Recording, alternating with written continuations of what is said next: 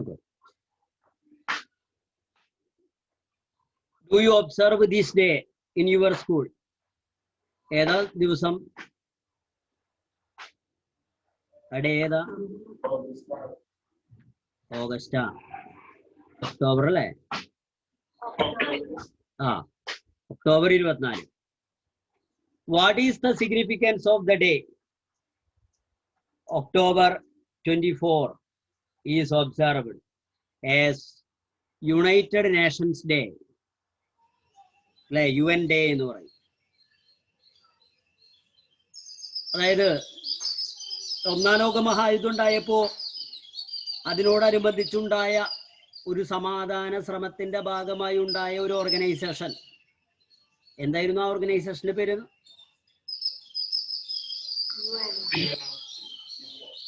ഒന്നാം ലോക മഹായുദ്ധത്തിന് ശേഷം UN ആണോ? അല്ല, ലീഗ് ഓഫ് നേഷൻ. അതാണ് ലീഗ് ഓഫ് നേഷൻ. ഇതാ രണ്ടാം ലോക മഹായുദ്ധത്തിന് ശേഷം മറ്റൊരു ഓർഗനൈസേഷൻ ഇവിടെ രൂപപ്പെടുകയാണ്. ഏതാ? United Nations. ഒക്ടോബർ 24 യുണൈറ്റഡ് നേഷന്റെ ദിവസം, അഥവാ ഇത് UN ഡേ എന്നായിട്ട് നമ്മൾ എല്ലാ വർഷവും ആചരിക്കുന്നത്. നോക്കൂ, although the League of Nations was established following the First World War, it failed to maintain the world peace. After the Second World War, efforts were taken to set up an organization for preserving global peace. This resulted in the establishment of United Nations Organization on 24 October 1945. The headquarters of UN is in New York, United States of America. Some of its objectives are to save the succeeding generations from the scourge of war, to perfect international treaties and laws, and to foster social and economic development of countries. അപ്പോൾ ഇവിടെ ഒന്നാം ലോക മഹായുദ്ധത്തിന് ശേഷം ഉണ്ടായ league of nation പരാജയമാണ് എന്ന് നമുക്കടക്കം ഇപ്പൊ മനസ്സിലായി. എങ്ങനെ മനസ്സിലായി?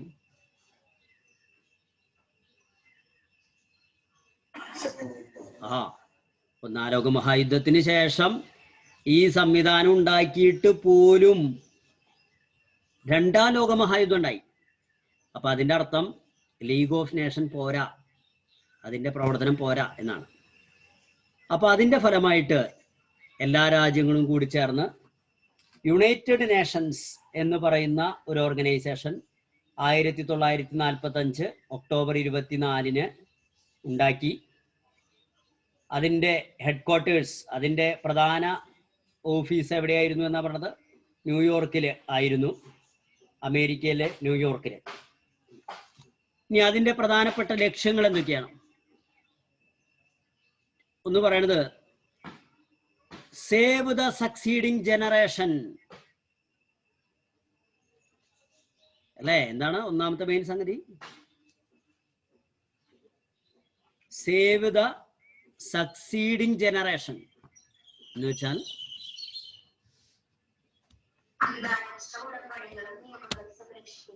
അതാണോ ഇപ്പൊ ഈ പറഞ്ഞതിന്റെ അർത്ഥം? ഞാൻ ആ പറഞ്ഞ വാക്ക് നോക്കൂ, സേവ് ദ സക്സീഡിങ് ജനറേഷൻ. ഭാവി തലമുറ.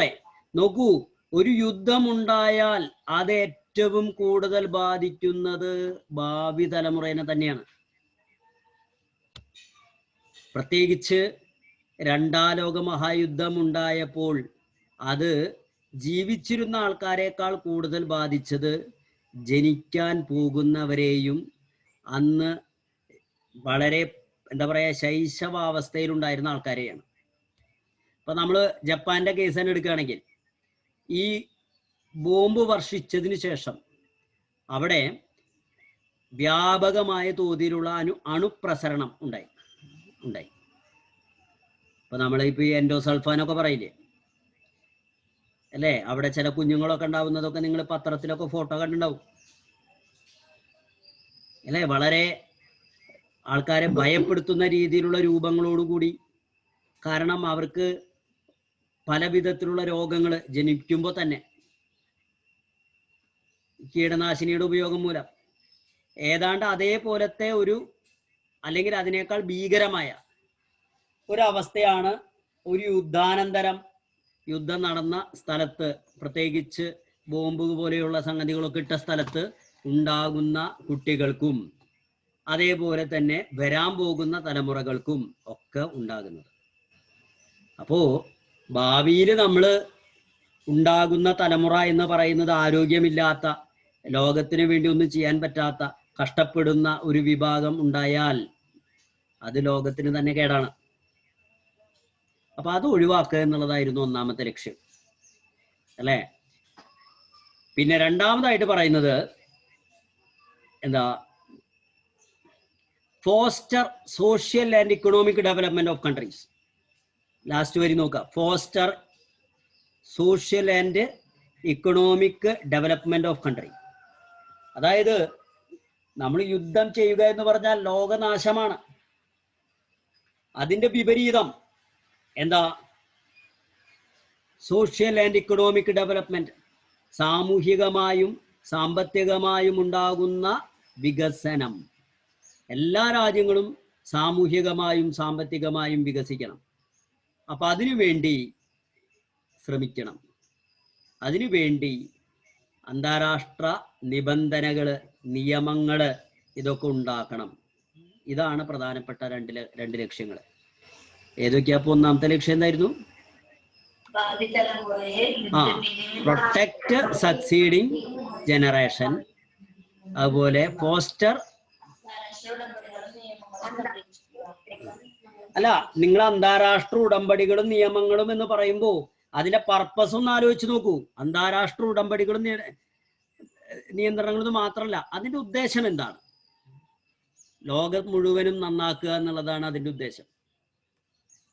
അപ്പൊ നമ്മുടെ ഈ ലോകത്ത് എവിടെയെങ്കിലും എന്തെങ്കിലും പ്രശ്നങ്ങൾ ഉണ്ടായിക്കഴിഞ്ഞാൽ എല്ലാ രാജ്യങ്ങളും കൂടി ആ രാജ്യത്തിനെ രക്ഷിക്കാനായിട്ട് ചെല്ലാറുണ്ട്. നമ്മൾ പത്രത്തിലും ടി വിയിലൊക്കെ കാണാറില്ലേ, നമ്മുടെ രാജ്യത്ത് പെട്ടെന്ന് ഓക്സിജന് കുറവുണ്ടായി എന്ന് പറഞ്ഞപ്പോൾ ഒരുപാട് രാജ്യങ്ങൾ നമ്മുടെ രാജ്യത്തേക്ക് ഓക്സിജൻ അയച്ചു ഇല്ലേ? അതേപോലെ നമ്മുടെ രാജ്യത്ത് നിന്ന് ഒരുപാട് രാജ്യത്തേക്ക് നമ്മൾ എന്താണ് വാക്സിൻ അയക്കുന്നു. അവിടെയൊക്കെ പ്രശ്നങ്ങൾ ഉണ്ടാകുമ്പോൾ ഭക്ഷണം അയക്കുന്നു. പിന്നെ എന്താണ് ദുരിതാശ്വാസ പ്രവർത്തനങ്ങൾക്ക് പോകുന്നു. പോട്ടെ, നമ്മുടെ അടുത്ത രാജ്യങ്ങളില്, ചില രാജ്യങ്ങളില് നമ്മുടെ രാജ്യം അവർക്ക് വേണ്ടി അവരുടെ നാട് നന്നാക്കുന്ന പ്രവർത്തനങ്ങളിൽ ഏർപ്പെടുന്നുണ്ട്. റോഡുണ്ടാക്കി കൊടുക്കുക, അതുപോലെ വീടുണ്ടാക്കി കൊടുക്കുക, അങ്ങനെയുള്ള കാര്യങ്ങൾ നമ്മുടെ രാജ്യത്ത് ചെയ്യുന്നില്ലെങ്കിലും അപ്പുറത്തെ രാജ്യത്ത് ചെയ്യേണ്ടത് കേൾക്കാറുണ്ട്. അതൊക്കെ ഈ ബംഗ്ലാദേശിലൊക്കെ വെള്ളപ്പൊക്കവും ഉരുൾപൊട്ടലൊക്കെ ഉണ്ടാവുമ്പോൾ, അതുപോലെ നേപ്പാളില് വലിയൊരു ഉരുൾപൊട്ടലുണ്ടായി, ഭൂകമ്പം. അപ്പൊ അവിടെയൊക്കെ നമ്മുടെ രാജ്യം ചെന്ന് അവരെ സഹായിച്ചു.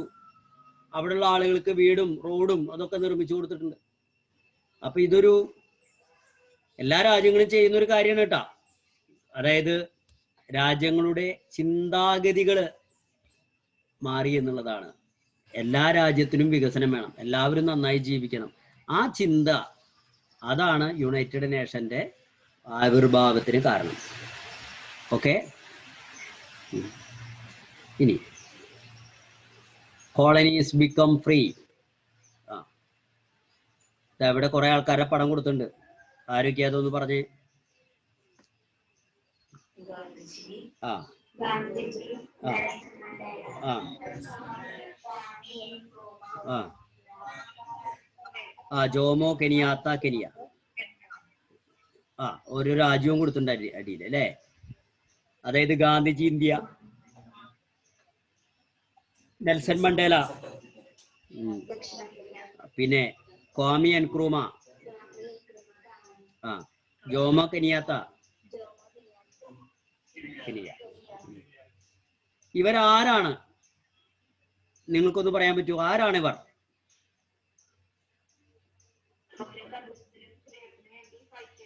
അതാണ് ആ ഗാന്ധിജി. നമ്മുടെ രാജ്യത്തെ ഗാന്ധിജിയാണ്. ബാക്കിയുള്ള 3 പേരും അതാത് രാജ്യത്തെ. ഗാന്ധിജിയുടെ അത്രയ്ക്ക് എത്തില്ല കേട്ടാ, എന്നാലും വേണമെങ്കിൽ നമുക്ക് പറയാം ഏകദേശം ഒരു ഗാന്ധിയാണ് അവരൊക്കെ. എന്താ ഗാന്ധിയുടെ പ്രത്യേകത? യാതൊരുവിധ സ്വാർത്ഥ ലാഭങ്ങളും ഇല്ലാതെ നമ്മുടെ രാജ്യത്തിന്റെ സ്വാതന്ത്ര്യത്തിന് വേണ്ടി ജീവിതം മുഴുവനും സമരം ചെയ്ത, പ്രയത്നിച്ച മഹാത്മാവാണ് ആര്? മഹാത്മാഗാന്ധി അല്ലേ? അതേപോലത്തെ ആൾക്കാർ തന്നെയാണ് നെൽസൺ മണ്ടേല. നെൽസൺ മണ്ടേലനെ കുറിച്ച് കേട്ടിട്ടുണ്ടാവും. 27 വർഷത്തോളം ജയിലിൽ കിടന്ന ആളാണ്. അതേപോലെ ക്വാമി നിക്രൂമ ഖാന അല്ലെ, എൻക്രൂമ, സോറി നിക്രൂമല്ല, എൻക്രൂമ. അതുപോലെ ജോമോ കെനിയാത്ത. ഇവരൊക്കെ ഇതേപോലെ അതാത് രാജ്യങ്ങളില് അവരുടെ സ്വാതന്ത്ര്യം, ഇതൊക്കെ കാരണം ഇതൊക്കെ കോളനികളാണ്. ഇപ്പൊ നമ്മുടെ രാജ്യമായാലും കോളനി ആയിരുന്നു. സൗത്ത് ആഫ്രിക്ക പിന്നെ പറയണ്ട, ഇപ്പോഴും ഏകദേശം കോളനി പോലെ തന്നെയാണ്. ഘാന, കെനിയ, ഇതൊക്കെ അതേപോലത്തെ അവസ്ഥ തന്നെയാണ്. അപ്പൊ നോക്കൂ, post second world war dominance of imperial powers were questioned. European countries could not suppress the intensified nationalist movements in colonies. The USA and the USSR, which emerged as superpowers after Second World War, supported freedom movements in various European colonies. Gradually, colonies started to secure freedom from the imperialist control. This process is called decolonization. അപ്പോൾ അവിടെ പുതിയൊരു വാക്കും കൂടി വരികയാണ്. നമ്മൾ ഇതിനു മുൻപ് ഇതിന്റെ ഓപ്പോസിറ്റ് വാക്ക് പറഞ്ഞിട്ടുണ്ട്. എന്തായിരുന്നു അത്? കോളനൈസേഷൻ അഥവാ കോളനി വൽക്കരണം. അതെപ്പോഴായിരുന്നു? അത് 1-ാം ലോക മഹായുദ്ധത്തിന് മുൻപ് അല്ലെ? പ്രത്യേകിച്ച് നമ്മൾ തുടങ്ങിയത് ആഫ്രിക്കയിൽ തന്നെയാ അല്ലെ? ആഫ്രിക്ക എന്ന് പറയുന്ന രാജ്യത്തെ അവിടെ ചെന്ന് കയറിയ യൂറോപ്യൻ രാജ്യങ്ങളെല്ലാവരും കൂടി ആ ആഫ്രിക്കയുടെ മാപ്പ് അങ്ങോട്ട് മേശപ്പുറത്ത് നിർത്തിവെച്ച് അവര് കേക്ക് മുറിക്കണ പോലെ മുറിച്ചു. അങ്ങനെയല്ലേ പറഞ്ഞത് നമ്മള്? അതാണ് കോളനൈസേഷൻ എന്ന് പറയുന്നത്. അതിന്റെ വിപരീതം 20-ാം നൂറ്റാണ്ടിന്റെ നടുക്കിൽ വെച്ച് 2-ാം ലോക മഹായുദ്ധത്തിന് ശേഷം നടന്നു എന്നാ പറയുന്നത്, ഡീകോളനൈസേഷൻ അല്ലേ? അപ്പൊ അതിന് സഹായിച്ച നേതാക്കന്മാരുടെ ചിത്രം താഴെ കൊടുത്തിട്ടുണ്ടെങ്കിലും അതിന് പ്രേരിപ്പിച്ച 2 പ്രധാനപ്പെട്ട രാജ്യങ്ങളുണ്ട് എന്നാ പറയുന്നത് ഇവിടെ. ഏതാ 2 രാജ്യങ്ങൾ?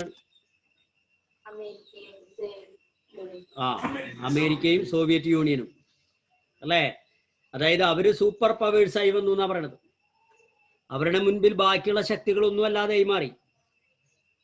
അപ്പോ ദ ഇമ്പീരിയൽ പവേഴ്സ്, സാമ്രാജ്യത്വ ശക്തികൾ, അവരുടെ അധിനിവേശം അല്ലെങ്കിൽ ഡൊമിനൻസ് അത് ഇല്ലാതായി 2-ാം ലോക മഹായുദ്ധത്തിന് ശേഷം.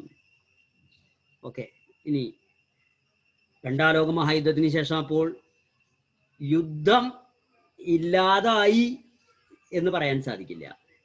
2-ാം ലോക മഹായുദ്ധത്തിന് ശേഷം 2 രാജ്യങ്ങൾക്കിടയിൽ തുടർച്ചയായിട്ട്, അതായത് കൊല്ലങ്ങളോളം, അതായത് 45-ല് 2-ാം ലോക മഹായുദ്ധം അവസാനിച്ചു.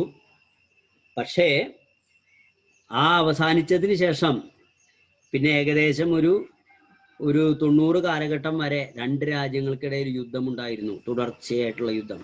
പക്ഷെ ആ യുദ്ധം എന്ന് പറയുന്നത് ആൾനാശമുണ്ടാക്കുന്ന യുദ്ധമായിരുന്നില്ല, ബോംബുകൾ വർഷിക്കുന്ന യുദ്ധമായിരുന്നില്ല, കോളനികൾ ഉണ്ടാക്കുന്ന യുദ്ധമായിരുന്നില്ല. പിന്നെ എങ്ങനെയുള്ള യുദ്ധമായിരുന്നു? സാമ്പത്തിക രംഗത്തും സാങ്കേതിക രംഗത്തും ഉണ്ടായ ഒരു മത്സരം. ആ മത്സരത്തില് ആരാണ് മുന്നിട്ട് നിൽക്കുക എന്നുള്ള മനോഭാവം അല്ലെങ്കിൽ എന്താ പറയുക ഒരു ചിന്ത രണ്ട് രാജ്യങ്ങൾക്കിടയിലായി. അത് അവര് മനസ്സിൽ വെച്ചു. ശ്രദ്ധിക്കുക, നമുക്ക് ചില ആൾക്കാരോട് ദേഷ്യം ഉണ്ടെങ്കിലും നമ്മൾ എന്ത് ചെയ്യും? അവരെ കാണുമ്പോ മനസ്സിൽ വെച്ചിട്ട് പുറത്തേക്ക് എന്ത് ചെയ്യും? പുറത്തേക്ക് കാണിക്കുക. എന്നിട്ട് പുറത്ത് കണ്ട അത് അറിയുന്ന ആൾക്കാരുണ്ട്. മനസ്സിൽ എത്ര ദേഷ്യം ഉണ്ടെങ്കിലും നമ്മൾ അണപ്പല്ലിങ്ങനെ കൂട്ടി അവിടെ ഇങ്ങനെ ചവച്ച് വെച്ചിട്ട് നമ്മൾ പുറത്തേക്ക് നമ്മളിങ്ങനെ ചിരിക്കും അല്ലേ? അതാണ് ഇവിടെ പറയുന്നത് കോൾഡ് വാർ, ശീതസമരം, കോൾഡ് വാർ. അതായത് ആരാ കോൾഡ് വാറിന്റെ ആൾക്കാര്? അമേരിക്കയും സോവിയറ്റ് യൂണിയൻ. എന്തുകൊണ്ട് ഇവർ തമ്മിൽ ഒരു കോൾഡ് വാർ ഉണ്ടായി? ഇവർ തമ്മിൽ പ്രത്യേകം ശ്രദ്ധിക്കുക, അമേരിക്കയും കോൾഡ് വാർ പിന്നെ റഷ്യയും തമ്മിൽ ശീതസമരം ഉണ്ടായത്. അതായത് ഈ രണ്ട് പ്രത്യേക രാജ്യങ്ങളുടെ പ്രത്യേകത എന്താണെന്ന് പറയാൻ പറ്റൂ? അമേരിക്ക എന്താണോ അതിന്റെ നേരെ വിപരീതമാണ് റഷ്യ.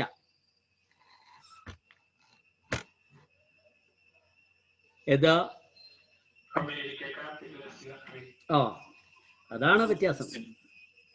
അമേരിക്ക എന്ന് പറയുന്നത് ക്യാപിറ്റലിസ്റ്റ് ഇക്കണോമിയാണ്. റഷ്യ എന്ന് പറയുന്നതോ സോഷ്യലിസ്റ്റ്, സോവിയറ്റ് USSR എന്നാ പറയാം. എന്ന് വെച്ചാൽ അത് കമ്മ്യൂണിസ്റ്റ് രാഷ്ട്രമാണ്. എന്താ രണ്ടിന്റെയും പ്രത്യേകത? എവിടേക്ക് പോകാനാ നിങ്ങൾക്ക് ഇഷ്ടം? എവിടേക്ക് പോകാനിപ്പോ ഒരു ഇന്ത്യക്കാരനോട് ചോദിക്കാം, നിനക്ക് എവിടെ പോകാൻ ഇഷ്ടം? റഷ്യക്ക് പോകണോ അമേരിക്കക്ക് പോകണോ? എവിടേക്ക് പോകണമെന്ന് ചോദിച്ചാൽ എവിടെ എന്നാ പറയാ? അതെന്താ അമേരിക്കക്ക് പോകാൻ ഇഷ്ടം? അമേരിക്ക. നിങ്ങളെയൊക്കെ ഞാൻ കൊണ്ടുപോകാട്ടാ, പേടിക്കണ്ട. നോക്ക്, എവിടേക്ക് എന്താ അങ്ങോട്ട് പോകാനുള്ള കാരണം? എന്താ അവിടേക്ക് പോകാൻ ഇഷ്ടം എന്ന് പറയാനുള്ള കാരണം പറഞ്ഞാൽ ഇതിപ്പോ തന്നെ ടിക്കറ്റ് എടുത്തരും.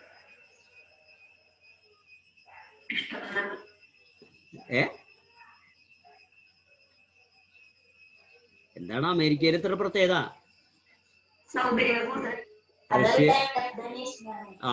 റഷ്യയിലും അത്ര മോശമൊന്നുമില്ല. നല്ല റോഡുണ്ട്, നല്ല കാറുണ്ട്, നല്ല വാഹനങ്ങളുണ്ട്, ഒക്കെ ഉണ്ട്. അങ്ങനെയാണോ? ഡെവലപ്പിംഗ് ആണോ റഷ്യ? ഡെവലപ്ഡ് ആണ്.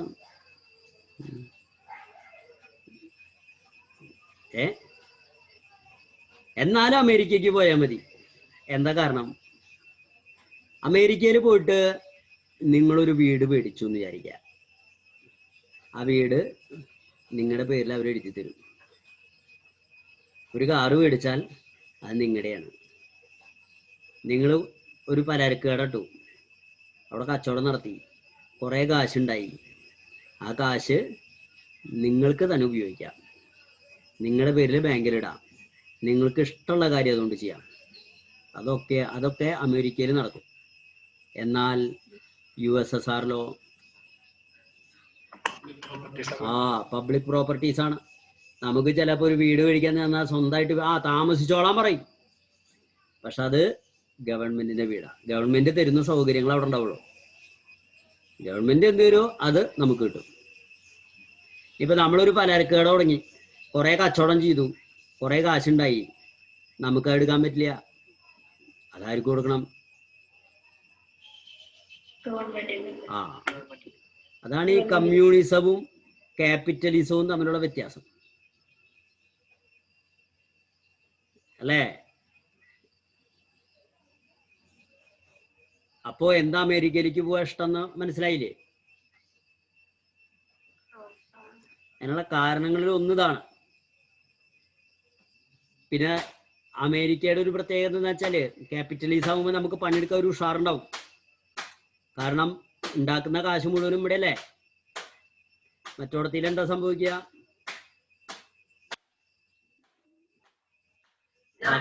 ഗവൺമെന്റിന്റെ ആയിട്ട് മാറും എന്ന് മാത്രല്ല, അപ്പൊ നമ്മള് പണിയെടുക്കുന്ന ആൾക്കാർക്ക് തന്നെ ഒരു ഉഷാർ കുറയും. കാരണം ഇതിപ്പോ എന്തോരം പണിയെടുത്താലും ഇത് ആർക്കുള്ളതാ? പക്ഷേ റഷ്യ എന്ന് പറഞ്ഞാൽ ഇപ്പോ അങ്ങനെ കമ്മ്യൂണിസ്റ്റ് രാഷ്ട്രമല്ല കേട്ടാ. റഷ്യ, അതായത് USSR എന്ന് പറയുന്നതിന്റെ ആദ്യത്തെ പേരാണ് റഷ്യ. അത് സ്വാതന്ത്ര്യം കിട്ടിയപ്പോ USSR എന്നായി മാറി. അതിപ്പോ വീണ്ടും എന്തെന്നെയായി? റഷ്യ തന്നെയായി. അതായത് വീണ്ടും പഴയ പോലെ കമ്മ്യൂണിസം അവിടെ അവസാനിച്ചു. മനസ്സിലായില്ലേ പറഞ്ഞത്? പക്ഷേ ഇന്ന് ലോകത്തില് 2ാം സ്ഥാനത്തേക്ക്, അല്ലെങ്കിൽ എന്താ പറയാ 1ാം സ്ഥാനത്തേക്ക് കുതിക്കുന്ന രാഷ്ട്രം ഒരു കമ്മ്യൂണിസ്റ്റ് രാഷ്ട്രട്ടാ.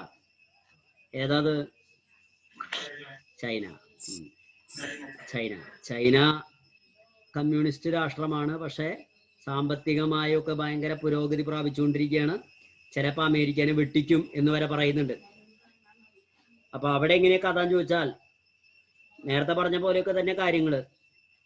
പക്ഷെ അവിടെ ഒരു പരിധി വരെ 100% കമ്മ്യൂണിസ്റ്റ് എന്ന് പറയാൻ പറ്റില്ല. ആൾക്കാർക്ക് എന്താ പറയാ, കമ്മ്യൂണിസം എന്ന് പറയുന്ന ആ ചിന്താഗതിയിൽ ചെറിയൊരു മാറ്റം വരുത്തിയിട്ടുണ്ട്. സമ്പാദ്യമൊക്കെ ഉണ്ടാക്കാം എന്നുള്ളൊരു നിലപാടിലേക്ക് അവർ വന്നിട്ടുണ്ട്. അതാണ് വ്യവസായങ്ങൾക്കൊക്കെ കൂടുതൽ പ്രാധാന്യം കൊടുക്കുന്നത്. അപ്പോൾ the USA and USSR that formed anti-fascist alliance during the Second World War parted from each other after the war. അപ്പൊ നമ്മൾ 2 രാജ്യങ്ങളെ കുറിച്ച് ഇവിടെ പറഞ്ഞു. ഏതൊക്കെയാ? ഫാസിസവും നാസിസവും. രണ്ടിനെയും ചേർത്ത് ഫാസിസ്റ്റ് എന്ന് പറയാം. ഈ ഫാസിസ്റ്റ് ചിന്താഗതികൾക്ക് എതിരായിരുന്ന 2 രാഷ്ട്രങ്ങളാണ് USSR, USA. അതായത് 2ാം ലോകമഹായുദ്ധം നടക്കുന്ന സമയത്ത് അമേരിക്കയും റഷ്യയും ജർമ്മനിക്ക് എതിരായിരുന്നു, ഇറ്റലിക്ക് എതിരായിരുന്നു, അല്ലെ? ജർമ്മനിയും ഇറ്റലിയും അല്ലെ ഫാസിസത്തിന്റെ നാസിസത്തിന്റെ ആൾക്കാര്, അവർക്കെതിരായിരുന്നു. അങ്ങനെയുള്ള ഈ അമേരിക്കയും റഷ്യയും വേൾഡ് വാറിന് ശേഷം എന്ത് സംഭവിച്ചു? അമേരിക്ക അവരെ പോലെ ചിന്തിക്കുന്ന രാജ്യങ്ങളെ മുഴുവനും അവരുടെ ഒപ്പം നിർത്തി. അതാണ് floated A new alliance of capitalist countries. അമേരിക്കയെ പോലെ ചിന്തിക്കുന്ന രാജ്യങ്ങളെ എന്ന് വെച്ചാൽ ക്യാപിറ്റലിസത്തിന്റെ ആൾക്കാരോട് പറഞ്ഞു നമുക്കൊരു ടീമാവാം. അതേസമയം USSR led socialist nations, China പോലെയുള്ള രാജ്യങ്ങളൊക്കെ USSR അവരുടെ ഒപ്പം നിർത്തി. These 2 blocks, capitalist bloc and socialist bloc that represent contradictory ideas, continued their political and diplomatic wars. അപ്പൊ അതാണ് അമേരിക്കയും റഷ്യയും തമ്മിലുണ്ടായ ഈ അവരുടെ നേതൃത്വത്തിൽ, അമേരിക്കയുടെ നേതൃത്വത്തിൽ കുറച്ച് രാജ്യങ്ങൾ അവര് മുതലാളിത്ത രാജ്യങ്ങൾ, റഷ്യയുടെ നേതൃത്വത്തിൽ കുറച്ച് രാജ്യങ്ങൾ അവര് കമ്മ്യൂണിസ്റ്റ് രാജ്യങ്ങൾ. ഈ 2 രാജ്യങ്ങളും നേർക്ക് നേരെ വന്ന് അവരവരുടെ യുദ്ധം തുടർന്നു. പക്ഷെ ഇപ്രാവശ്യത്തെ യുദ്ധം ബോംബിട്ടുള്ള യുദ്ധമല്ല. മനസ്സിലായില്ലേ? പരസ്പരം നശിപ്പിച്ചുകൊണ്ടുള്ള യുദ്ധമല്ല. പിന്നെ എങ്ങനെയാ? Contradictory ideas. കണ്ടാ? എന്തായിരുന്നു? എങ്ങനെയായിരുന്നു? Contradictory ideas. അമേരിക്ക പറയുന്നതല്ല റഷ്യ, റഷ്യ പറയുന്നതല്ല അമേരിക്ക. അമേരിക്ക ക്യാപിറ്റലിസമാണ് നല്ലതെന്ന് പറയുമ്പോൾ റഷ്യ പറയും കമ്മ്യൂണിസമാണ് നല്ലത്. അമേരിക്ക എന്ത് പറയുന്നു അതിന്റെ വിപരീതമാര് പറയും, റഷ്യ പറയും. റഷ്യ പറയുന്നതിന്റെ വിപരീതമാര് പറയും, റഷ്യ പറയുന്നതിന്റെ വിപരീതമാര് പറയും, അമേരിക്ക. അതാണ് കോൺട്രാഡിക്ടറി ഐഡിയാസ്. അതിലൂടെ അവരുടെ പൊളിറ്റിക്കൽ ആൻഡ് ഡിപ്ലോമാറ്റിക് വാഴ്സ്. എന്താ അതങ്ങനെ പറഞ്ഞാൽ? രാഷ്ട്രീയമായും അവരെ ഡിപ്ലോമാറ്റിക് എന്ന് പറഞ്ഞാൽ അവര് ഒരു പരിധി വിട്ടിട്ട് കാര്യങ്ങൾ തുറന്ന് സംസാരിക്കില്ല. അവർക്കൊരു അന്തർമുഖരത ഉണ്ടായിരിക്കും. മനസ്സിലായോ? This enmity based on ideological conflict and a diplomatic confrontation was called Cold War. അതാണ് കോൾഡ് വാർ. എന്താണെന്നുള്ളതാണ് ഇപ്പൊ നമ്മൾ അവിടെ പറഞ്ഞത് കേട്ടാ. അപ്പൊ പോയിന്റ് പിടിക്കേട്ടാ. അപ്പൊ എന്താണ് called war? The enmity based on ideological conflict and diplomatic confrontation. ആശയപരമായ സംഘട്ടനം, അതുപോലെ ഡിപ്ലോമാറ്റിക് അല്ലേ? ഡിപ്ലോമാറ്റിക് എന്ന് പറഞ്ഞു കഴിഞ്ഞാൽ നയതന്ത്ര യുദ്ധം എന്ന് പറയാൻ വേണമെങ്കിൽ, നയതന്ത്ര യുദ്ധം, നയതന്ത്ര രീതിയിലുള്ള, അതായത് ഒരു നയം. ഡിപ്ലോമാറ്റിക് ആണെന്ന് പറയില്ലേ ചില ആൾക്കാരെ കുറിച്ച് നമ്മൾ പറയില്ലേ, അയാൾ ഭയങ്കര ഡിപ്ലോമാറ്റിക് ആണെന്ന് പറഞ്ഞാൽ തുറന്നങ്ങോട്ട് പറയില്ല, ഒരു നയത്തിൽ കാര്യങ്ങൾ ചെയ്യുന്ന ആളാണ്. മനസ്സിലായോ? അതാണ് ശീതസമരം അഥവാ കോൾഡ് വാർ എന്ന് പറയുന്നത്. ഓക്കെ, കോൾഡ് വാർ ഇതിലത്തെ പോയിന്റ് പഠിക്കാട്ടാ. ഇനി non aligned movement an alternative to bipolar blocks.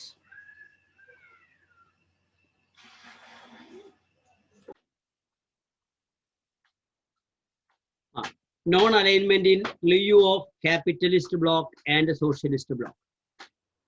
അപ്പോ നമ്മളിവിടെ മനസ്സിലാക്കിയത് അമേരിക്കയോടൊപ്പം കുറെ രാജ്യങ്ങൾ, റഷ്യയോടൊപ്പം വേറെ കുറെ രാജ്യങ്ങൾ, എന്നാൽ ഇവരുടെ രണ്ടു കൂട്ടരുടെയും ഒപ്പമല്ലാതെ ചില രാജ്യങ്ങളുണ്ടായിരുന്നു. അതായത് അമേരിക്കയോടൊപ്പമുള്ള രാജ്യങ്ങൾ ക്യാപിറ്റലിസ്റ്റ് കൺട്രീസ്, റഷ്യയോടൊപ്പം ഉണ്ടായിരുന്നത് സോഷ്യലിസ്റ്റ് കൺട്രീസ്. എന്നാൽ ക്യാപിറ്റലിസ്റ്റും അല്ല സോഷ്യലിസ്റ്റും അല്ല, അങ്ങനത്തെ അവസ്ഥയിലുള്ള രാജ്യങ്ങൾ ഉണ്ടായിരുന്നു. എന്ന് വെച്ച് കഴിഞ്ഞാല് ഇപ്പോ നമ്മുടെ രാജ്യം ഇന്ത്യ അതുവരെ കോളനി ആയിരുന്നു. അമേരിക്കയോടൊപ്പം ചേരണമെന്നുണ്ടെങ്കിൽ അത് ആ രീതിയിലേക്ക് വളർന്നതായിരിക്കണം. ഇനിയോ റഷ്യയുടെ രീതി ആവണമെങ്കിൽ അവർക്കും ഉണ്ട് വളർച്ച. ഇനി മറ്റൊരു പ്രശ്നമുള്ള എന്താണെന്ന് വെച്ച് കഴിഞ്ഞാൽ, നമ്മളിപ്പോ അമേരിക്കയോടൊപ്പം ചേർന്നു വെച്ചോ, അപ്പൊ പിന്നെ നമുക്ക് റഷ്യയോട് വല്ലതും ചോദിക്കാൻ പറ്റുമോ?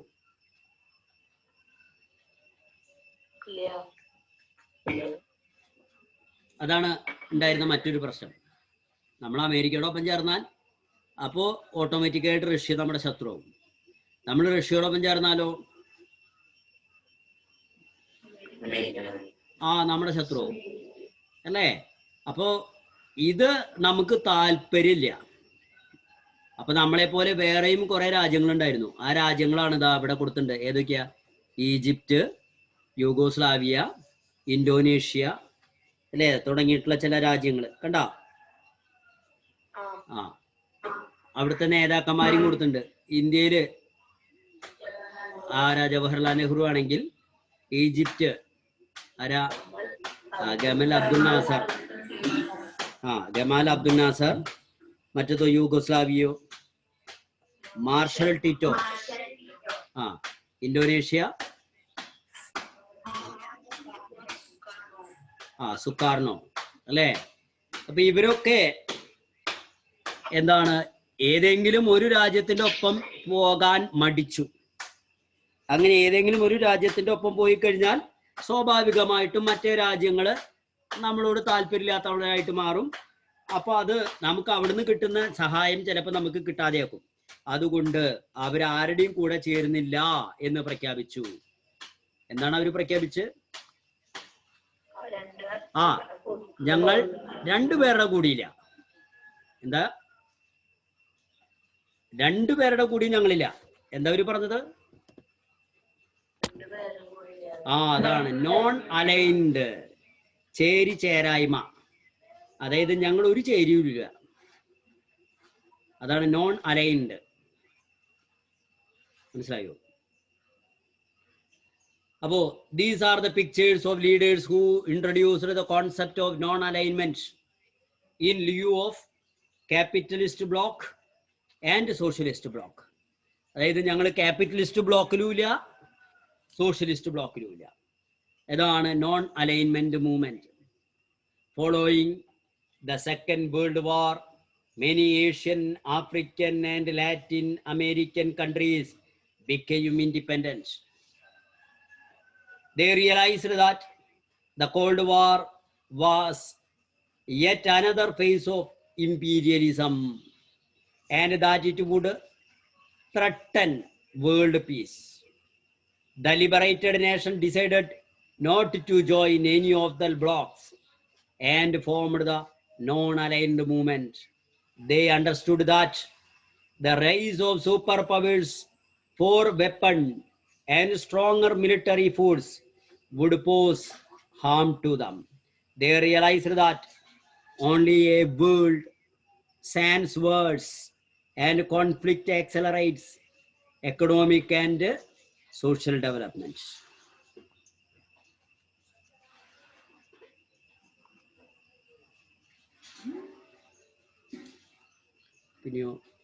The idea of non-alignment movement was mooted at a meeting.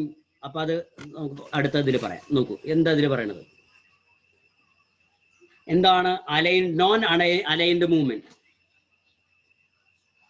രണ്ടാം ലോക മഹായുദ്ധത്തിന് ശേഷം പ്രധാനമായിട്ട് ഇവിടെ പറയുന്നത് Asian, African and Latin American countries ബിക്കെയും independent. അവര് സ്വതന്ത്രരായി. They realized that the Cold War was another phase of imperialism. അപ്പോ ഇമ്പീരിയലിസം എന്താണ് എന്നും എങ്ങനെയാണ് ഉണ്ടായതെന്നും നമ്മൾ ഒന്നാം ലോക മഹായുദ്ധത്തിന്റെ മുന്നേ തന്നെ പറഞ്ഞു.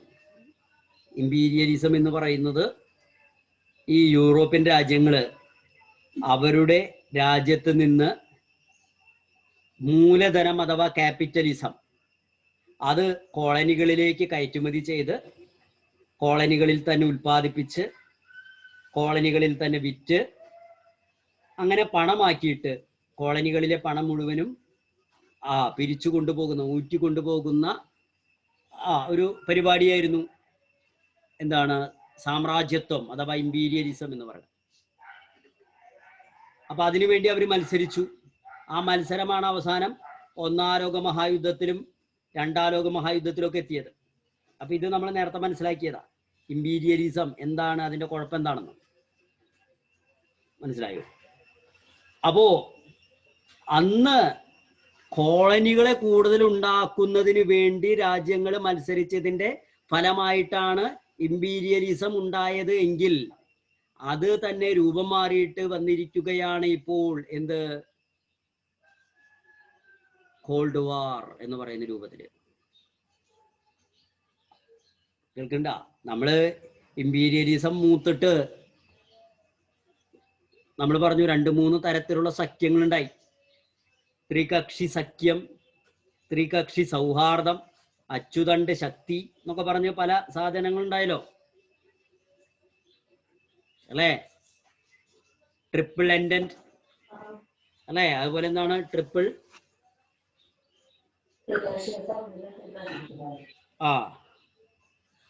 ഇത് നമ്മൾ പറഞ്ഞു.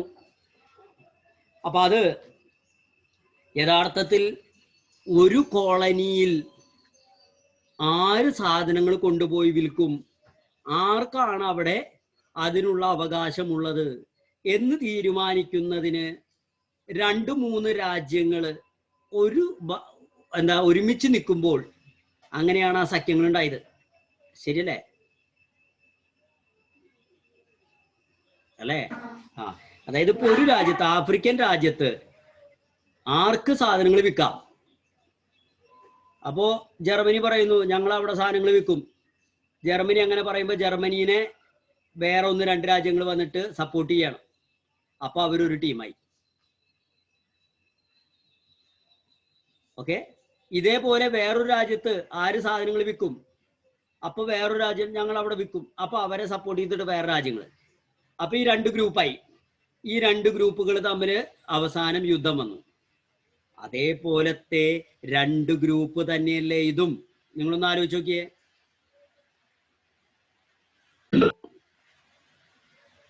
ഇവിടെയും 2 ഗ്രൂപ്പുകൾ വന്നു. അതന്നെയല്ലേ ഇവിടെ ഉണ്ടായത്?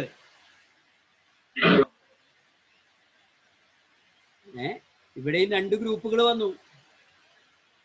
അപ്പൊ ആ 2 ഗ്രൂപ്പുകൾ വന്നു എന്ന് പറഞ്ഞാൽ വീണ്ടും പഴയ അവസ്ഥയിലേക്കാണ് പോണത്. അതാണ് ഇവിടെ പറയുന്നത്. ഇത് വീണ്ടും എന്തിലേക്ക് വരും? ഇമ്പീരിയലിസം. പറയുന്നത് മനസ്സിലാവണുണ്ടാ? ഇത് ഇമ്പീരിയലിസത്തിലേക്ക് വന്നു എന്ന് പറയണം. ഇത് ഈ കോളനികളായിരുന്ന രാജ്യങ്ങളാണ് ഈ രാജ്യങ്ങളൊക്കെ. അപ്പൊ ഇവർക്കിത് പെട്ടെന്ന് അല്ലേ കണ്ടപ്പോ മനസ്സിലായി ഇത് വേറെ വീണ്ടും നമ്മുടെ അടുത്തേക്ക് തന്നെ വരാനുള്ള പരിപാടിയാണ്. അതുകൊണ്ട് അവർ പറഞ്ഞു എന്താ, ഞങ്ങള് അമേരിക്കയുടെ കൂടെ ഇല്ല, റഷ്യയുടെ കൂടെ ഇല്ല.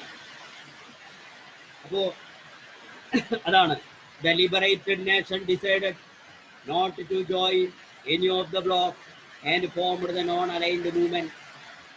They understood that the rise of superpowers for weapons and stronger military force would cause harm to them. വീണ്ടും ചരിത്രം ആവർത്തിക്കും.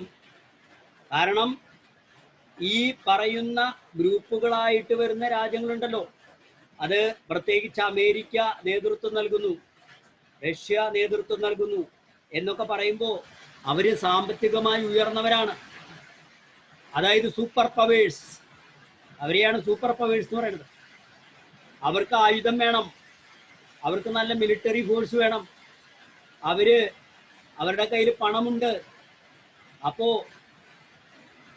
അവർക്ക് നിഷ്പ്രയാസം ഇതിനൊക്കെ വേണ്ടി അവർക്ക് പണമില്ലാത്ത രാജ്യങ്ങളെ ഉപയോഗപ്പെടുത്താൻ സാധിക്കും. പറയണത് മനസ്സിലായില്ലേ?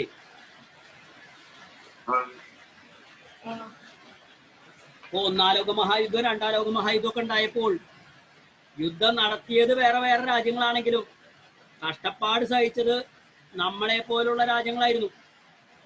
കാരണം ആ യുദ്ധത്തിൽ പങ്കെടുത്ത ആൾക്കാരിൽ ഇന്ത്യക്കാരും ഉണ്ട്. അപ്പൊ ഇന്ത്യക്കാരെന്തിനു വേണ്ടി പങ്കെടുത്തു? ഇന്ത്യയോട് പങ്കെടുക്കാൻ പറയുന്നു ആര്? ബ്രിട്ടൻ. ബ്രിട്ടൻ അന്ന് പറയുന്ന കാര്യം തന്നെ ഇതാണ്, നിങ്ങൾ അതിൽ പങ്കെടുത്താൽ നിങ്ങൾക്ക് ഞങ്ങൾ സ്വാതന്ത്ര്യം തരാം എന്നാണ് പറയണത്. മനസ്സിലായില്ലേ? ഇനിയിപ്പോ അവരുടെ കയ്യിൽ ഇഷ്ടം പോലെ പൈസ ഉണ്ടെന്ന് വിചാരിച്ചോ, അവര് പറയാണ് നമ്മളോട് വന്നിട്ട് നിങ്ങൾ പങ്കെടുക്കണം, ഇല്ലെങ്കിൽ നിങ്ങൾ അങ്ങനെയാക്കും ഇങ്ങനെയാക്കും എന്ന് പറഞ്ഞാൽ വേറെ നിവൃത്തിയൊന്നുമില്ല, നമ്മൾ പങ്കെടുത്തേ പറ്റൂ. മനസ്സിലായില്ലേ? അപ്പോ ഇത് പാവപ്പെട്ട രാജ്യങ്ങളെയാണ് ഇത് എതിരായിട്ട് ബാധിക്കുക. അതുകൊണ്ട് അവരെന്താണെന്നാ പറയണത്? Only a world sans wars അല്ലെ? എന്താ പറയണത്? Sans wars and conflict accelerate economic and social development. അതായത് സാൻസ് എന്ന് പറഞ്ഞാൽ ഇല്ലാത്തത് ഏതാ? വാഴ്സ് ആൻഡ് കോൺഫ്ലിക്റ്റ്, യുദ്ധങ്ങളും അതുപോലെ ആളുകൾ തമ്മിലുള്ള, അത് രാജ്യങ്ങൾ തമ്മിലുള്ള ആശയ സംഘടനകളും ഇല്ലാത്ത ഒരു ലോകത്തിന് മാത്രമേ സാമ്പത്തികമായും സാമൂഹികമായും ഉയർച്ച ഉണ്ടാകൂ എന്ന് അവരത് തിരിച്ചറിഞ്ഞു. അതാണ് ഈ രാജ്യങ്ങൾ എന്താണ് നോൺ അലൈൻഡ് മൂവ്മെന്റ് എന്ന് പറയുന്ന പരിപാടി മുന്നോട്ട് വെച്ചത്. ശ്രദ്ധിക്കുക. ഇനി ഈ നോൺ അലൈൻ മൂവ്മെന്റ് നമ്മളിവിടെ വളരെ പ്രാധാന്യത്തോടു കൂടി പറയാം. എന്താണ് ഇത്രയും പ്രാധാന്യം ഇതിന് വരാനുള്ള കാരണം എന്നറിയോ? ശരിക്കും നോൺ അലൈൻ മൂവ്മെന്റിന്റെ ആൾ ആരാണെന്നറിയോ? ആരാ? ജവഹർലാൽ നെഹ്റു എന്ന് പറയുന്ന ആളാണ്. ആരാ ജവഹർലാൽ നെഹ്റു? ഇന്ത്യയുടെ ആദ്യത്തെ പ്രധാനമന്ത്രി അല്ലെ? ഇന്ത്യയുടെ ആദ്യത്തെ പ്രധാനമന്ത്രി എന്ന് പറയുമ്പോൾ ഇന്നത്തെ രാഷ്ട്രീയക്കാരുടെ പോലെയല്ല. നല്ല പഠിപ്പും അറിവും വിവരവും വിവേകമൊക്കെ ഉള്ള ആളായിരുന്നു ജവഹർലാൽ നെഹ്റു എന്നാ പറയണത്. അന്നത്തെ കാലത്ത് എന്താണ് കാംബ്രിഡ്ജ് യൂണിവേഴ്സിറ്റിയിൽ പോയി പഠിച്ച്, കാംബ്രിഡ്ജിലോ ഓക്സ്ഫോർഡിലോ പഠിച്ച് അല്ലേ ബിരുദവും ബിരുദാനന്ദ ബിരുദവും ഒക്കെ നേടി വന്നിട്ടുള്ള ആളായിരുന്നു, അറിവുള്ള ആളായിരുന്നു. ചരിത്രം അതുപോലെ അങ്ങനെയുള്ള കാര്യങ്ങളൊക്കെ പഠിച്ച് കൃത്യമായ കാര്യങ്ങളെക്കുറിച്ച് ധാരണയുള്ള ആളായിരുന്നു. ഇപ്പൊ രാഷ്ട്രീയം എന്താണ്, ലോകത്തിന്റെ അവസ്ഥ എന്താണെന്നുള്ളത് മനസ്സിലാക്കിയിട്ടുള്ള ഒരാളായിരുന്നു. ശരിക്കും അദ്ദേഹമാണ് ഇതിന് മുൻകൈ എടുത്ത ആള് എന്നാ പറയുന്നത്. മനസ്സിലായ? അപ്പോ ഇതാ ഇവിടെ പറയുന്നുണ്ട്, the idea of non aligned movement was mooted at a meeting held Bandung in Indonesia in 1955. 1955 ബാങ്ക്തങ്ങില് എടുത്ത ഒരു മീറ്റിംഗ്, നടന്നൊരു മീറ്റിങ്ങിലാണ് ഈ നോൺ അലൈൻഡ് മൂവ്മെന്റ് എന്ന് പറയുന്ന ആശയം ആദ്യമായിട്ട് ഉണ്ടാക്കിയത് എന്നാണ്. The first conference of the non aligned countries was held in Belgrade in 1961. The non-alignment doesn't mean to keep aloof from world affairs. Rather, it is to face many issues we confront. Jawaharlal നെഹ്റുവിന്റെ അഭിപ്രായം നോക്കുക. ചേരി ചേരാ നയം എന്ന് പറയുമ്പോൾ പെട്ടെന്ന് കേൾക്കുന്ന ഒരാൾക്ക് തോന്നുക, ഓ നമ്മൾ രണ്ട് കൂട്ടരുടെ കാര്യത്തിൽ ഇടപെടുന്നില്ല എന്നാ അല്ലെ. നമ്മുടെ രണ്ട് കൂട്ടുകാര് അവരൊരു കാര്യത്തിൽ അഭിപ്രായം വന്നു, അപ്പൊ നമ്മള് പറയണ, ഓ നീയും എൻ്റെ കൂട്ടുകാരൻ, അവനും എൻ്റെ കൂട്ടുകാരൻ, അപ്പൊ ഞാൻ രണ്ട് കൂട്ടരുടെ കാര്യത്തിൽ ഇടപെടുന്നില്ല. അതായത് അതാണ് ചേരി ചേരാന്ന് പറഞ്ഞാൽ. അങ്ങനെ നമ്മള് രണ്ടു കൂട്ടരും പറയുന്നത് കേൾക്കാതെ മാറി നിൽക്കുകയല്ല, അതല്ല അതിന്റെ അർത്ഥം എന്നാ പറയുന്നത്.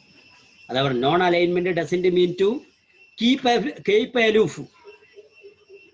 നോൺ അലൈൻമെന്റ് എന്ന് പറയുന്നത് നമ്മൾ മാറി നിൽക്കുക എന്ന് പറയുന്നതല്ല അത്രേ.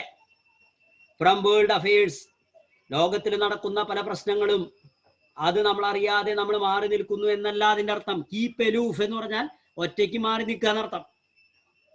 അതല്ല, മറിച്ച് എന്താ, it is to face many issues we confront. നമ്മൾ നേരിടുന്ന പല പ്രശ്നങ്ങളെയും അഭിമുഖീകരിക്കുക, അല്ലെങ്കിൽ അതിൽ ഇടപെടുക. മനസ്സിലായി? നമ്മൾ അഭിമുഖീകരിക്കുന്ന പല പ്രശ്നങ്ങളിലും ഇടപെടൽ നടത്തുക.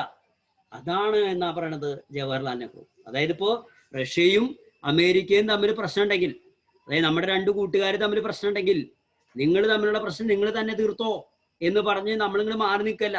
മറിച്ച് നമ്മൾ രണ്ട് കൂട്ടരുടെ ഇടയിൽ പോയി നിന്നിട്ട് നമ്മൾ പറയും, നിങ്ങൾ പ്രശ്നമൊന്നും ഉണ്ടാക്കരുത്, നമുക്ക് പ്രശ്നം പറഞ്ഞു തീർക്കാം എന്ന് പറയുന്നതാണ് എന്താണ് ചേരി ചേരാ നയം എന്ന് പറയുന്നത്.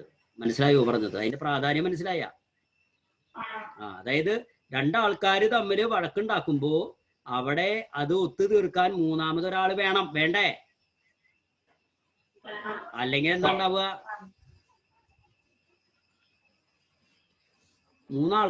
രണ്ടാൾക്കാർ തമ്മിൽ തല്ലുവിടുന്നു, അതിന്റെ ഇടയിൽ ഒരാൾ ഒത്തുതീർപ്പിന് വന്നില്ലെങ്കിൽ എന്താ സംഭവിക്കുക?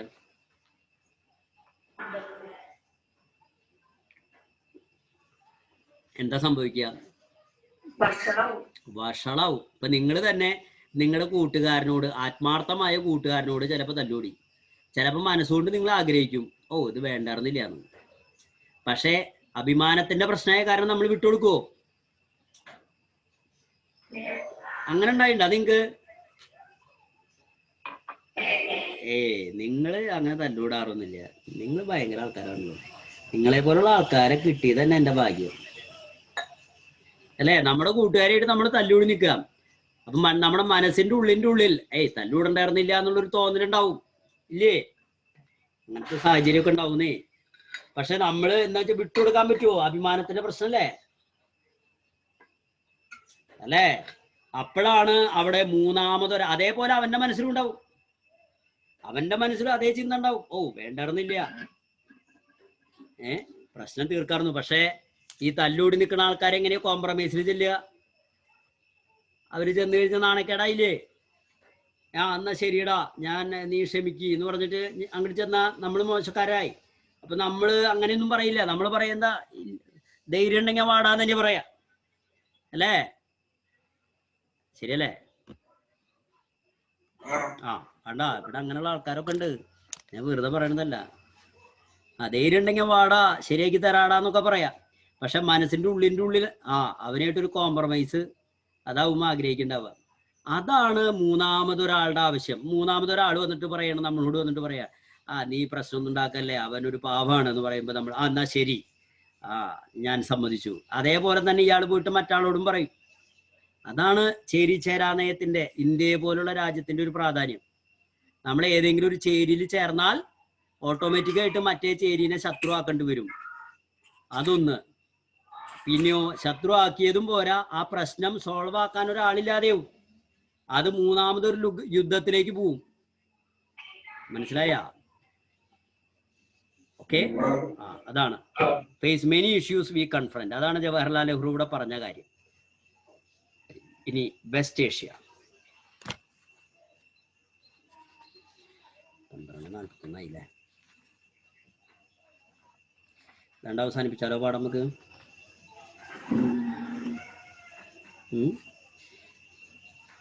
നോക്കുക, വെസ്റ്റ് ഏഷ്യ അഥവാ പശ്ചിമേഷ്യ. ലോകം ഇന്നും വളരെ സംഘർഷഭരിതമാണ്. തോന്നുന്നുണ്ടോ നിങ്ങൾക്ക്? നിങ്ങൾ വാർത്ത കാണാറുണ്ടാ?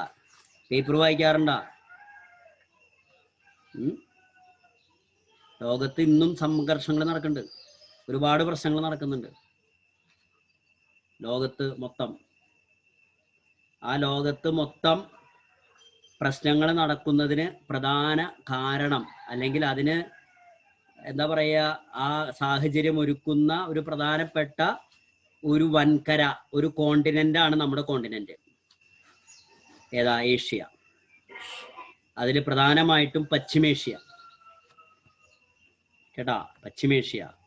പശ്ചിമേഷ്യ എന്ന് പറഞ്ഞാൽ വെസ്റ്റ് ഏഷ്യ.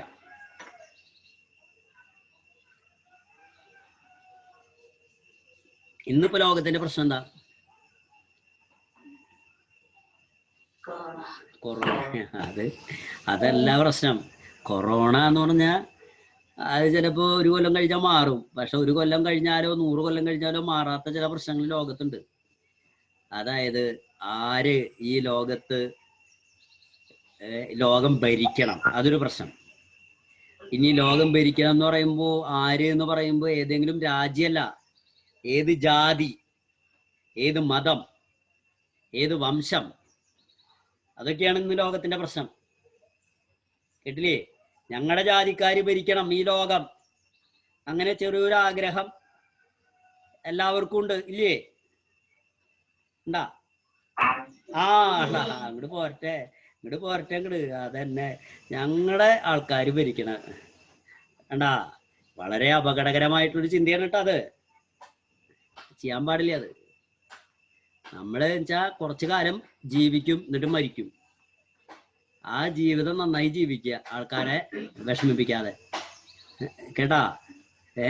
ഞങ്ങളുടെ ആൾക്കാര് ഭരിക്കാൻ, ഞങ്ങളുടെ ആൾക്കാര് മാത്രം ഭരിച്ചാൽ എന്താ കുഴപ്പമെന്ന് അറിയോ? ഈ ലോകം അതോടുകൂടി അവസാനിക്കും. ഈ ലോകം ഏതെങ്കിലും ഒരു ജാതി മാത്രമായി കഴിഞ്ഞാൽ ലോകം അതോടുകൂടി അവസാനിച്ചു. നിങ്ങൾ അടിയിൽ വരച്ചോ, ഇത് വേണമെങ്കിൽ മാഷി പറയണം കേട്ടാ. ഏതെങ്കിലും ഒരു ജാതി മാത്രം ഈ ലോകം ഭരിച്ചാൽ അതോടുകൂടി ലോകം അവസാനിച്ചു. കേൾക്കണ്ട? അതാണ് ഇന്നത്തെ പ്രശ്നം. അത് ആൾക്കാര് അറിയണില്ല. കാരണം ഏതെങ്കിലും ഒരു ജാതി മാത്രം നിൽക്കുന്നിടത്തിലൊക്കെ ഭയങ്കര പ്രശ്നങ്ങളാണ്. കുറെ ജാതിക്കാരുണ്ടാവുമ്പോ നമ്മൾ എന്ത് വെച്ചാൽ കുറെ കാര്യങ്ങളിൽ ഇടപെടില്ല. ശരിയല്ലേ? ഇപ്പൊ നിങ്ങളുടെ വീട്ടില് ഉള്ളില് നിങ്ങൾ നിങ്ങളുടെ അനിയനെയും ചേച്ചിയും ഏട്ടനൊക്കെ ആയിട്ട് ചിലപ്പോ തല്ലൂടില്ലേ? അടുത്ത വീട്ടിൽ പോയിട്ട് അതുപോലെ തല്ലൂടുവോ? അതെന്താ കാരണം? അത് അടുത്ത വീടാണ്. ശരിയല്ലേ? അതേപോലെയാ നമ്മളൊരു ജാതിക്കാരും മൊത്തമായി കഴിഞ്ഞാൽ ആകെ തല്ലൂട്ടാവും എന്നും. കാരണം നമുക്ക് വേറെ ജാതിക്കാരനാവുമ്പോ നമുക്കൊരു ഗ്യാപ്പ് വന്നു അവിടെ. അപ്പൊ നമ്മൾ പറയും, അത് അവന്റെ കാര്യം, നമ്മൾ ഇടപെടണ്ട, അവനൊരു വിഷമമുണ്ട, നമുക്കതിനെ തോന്നും, ഇല്ലേ? ശരിയല്ലേ? അപ്പൊ അങ്ങനെയാണ്. അപ്പൊ അങ്ങനെ ഒരു പ്രശ്നം ഇപ്പൊ ലോകത്ത് നടക്കുന്നുണ്ട്. അതാണ് ഇപ്പൊ ഇനി പറയുന്നത് കേട്ടോ. പശ്ചിമേഷ്യ നോക്കാം. ഇതാ ഇവിടെ പശ്ചിമേഷ്യയിൽ ആരെ കാണിക്കണത്? പടം കാണിക്കണത് ആരാ? യാസർ അറാഫത്ത് എന്ന് പറയുന്ന ഒരാളുടെ പേരാണ്. കണ്ട?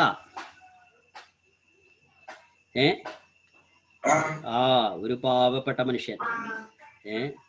യാസർ അറാഫത്ത്. നോക്ക, ഇപ്പൊ അടുത്ത കാലത്തായിട്ട് നമ്മള് നാട്ടില് ചർച്ച നടന്നൊരു വിഷയമാണ് കേട്ടോ. അത് ചിലപ്പോ നിങ്ങൾ കേട്ടിട്ടുണ്ടാവും.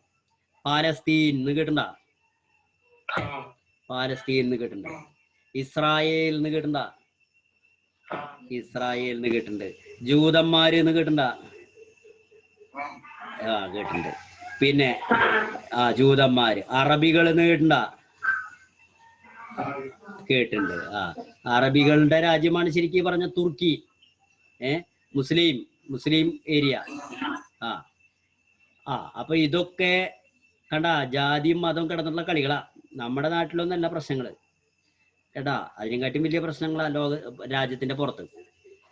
അപ്പോൾ ഇവർക്കിടയിലുള്ള ഒരു പ്രശ്നം അതാണ് ഇവിടെ നമ്മൾ പറയുന്നത് കേട്ടാ. അതിനെക്കുറിച്ച് ചെറുതായിട്ട് പറഞ്ഞിട്ടുണ്ട്. ഇതിനെക്കുറിച്ച് പല ആൾക്കാർക്കും പല അഭിപ്രായമുണ്ട്. നമ്മൾ തൽക്കാലം ഇതിലുള്ളത് പഠിക്കുക കേട്ടാ.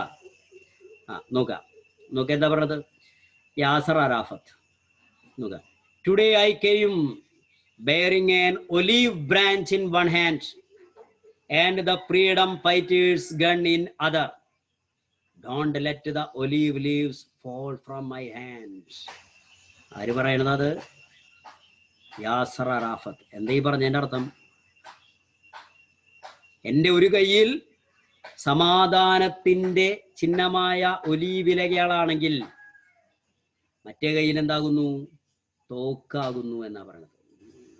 ഫ്രീഡം ഫൈറ്റേഴ്സ് ഗൺ, സ്വാതന്ത്ര്യ സമര നടത്തുന്ന ഒരാളുടെ തോക്ക്.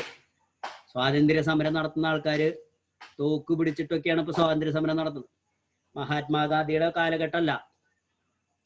അപ്പോ യാസർ അറാഫത്ത് പറയണത് എൻ്റെ കയ്യിൽ ഞാൻ സമാധാനമുണ്ട്, ഇനി ആക്രമം വേണമെങ്കിൽ അതും ആവാം. അപ്പോ സമാധാനമാണ് എനിക്ക് കൂടുതൽ ഇഷ്ടം. അതാണ് ഇവിടെ പറഞ്ഞത്. Don't let olive leaves from my hand. ഇതെന്താ ഇവിടെ പറയണം നോക്കാം. This is the extract from speech delivered by the chairman of Palestine Liberation Organisation, PLO എന്ന് പറയും, പാലസ്തീൻ ലിബറേഷൻ ഓർഗനൈസേഷൻ. ആരാണ്? Yasser Arafat. In UN assembly 1974. 1974 UN അസംബ്ലിയിൽ യാസർ അറാഫത്ത് നടത്തിയ പ്രസംഗമാണിത്. What would be the circumstances that prompted him to deliver such a speech? അപ്പോൾ എന്താണ് ഇവിടെ യാസർ അറാഫത്ത് പറഞ്ഞതെന്ന് മനസ്സിലാക്കിയെന്ന് വെച്ചാൽ നമുക്ക് മനസ്സിലാക്കാൻ സാധിക്കുക, അവിടെ സ്വാതന്ത്ര്യത്തിന്റെ എന്തോ ഒരു പ്രശ്നമുണ്ട്. നമ്മുടെ രാജ്യത്ത് ആ പ്രശ്നമില്ല. അപ്പോ ഉണ്ടാ? നമ്മുടെ രാജ്യത്ത് ഇപ്പൊ സ്വാതന്ത്ര്യം കൂടിയതിന്റെ ചെറിയ പ്രശ്നമുണ്ട്. അപ്പോ ഇവിടെ അറാഫത്ത് പറയണത് അവരുടെ നാട്ടില് സ്വാതന്ത്ര്യത്തിന്റെ ചെറിയൊരു പ്രശ്നമുണ്ട്. അവർ സ്വാതന്ത്ര്യത്തിന് വേണ്ടി സമരം ചെയ്യുന്നവരാണ്. നമ്മൾ ആ വാചകത്തിൽ നിന്ന് മനസ്സിലാക്കാം. സമാധാനത്തിലൂടെ സ്വാതന്ത്ര്യം വേണമെന്ന് ആഗ്രഹിക്കുന്നവരാണ്. ഓക്കെ, നോക്കുക. Until the first world war the territory including Palestine was part of Turkish Empire.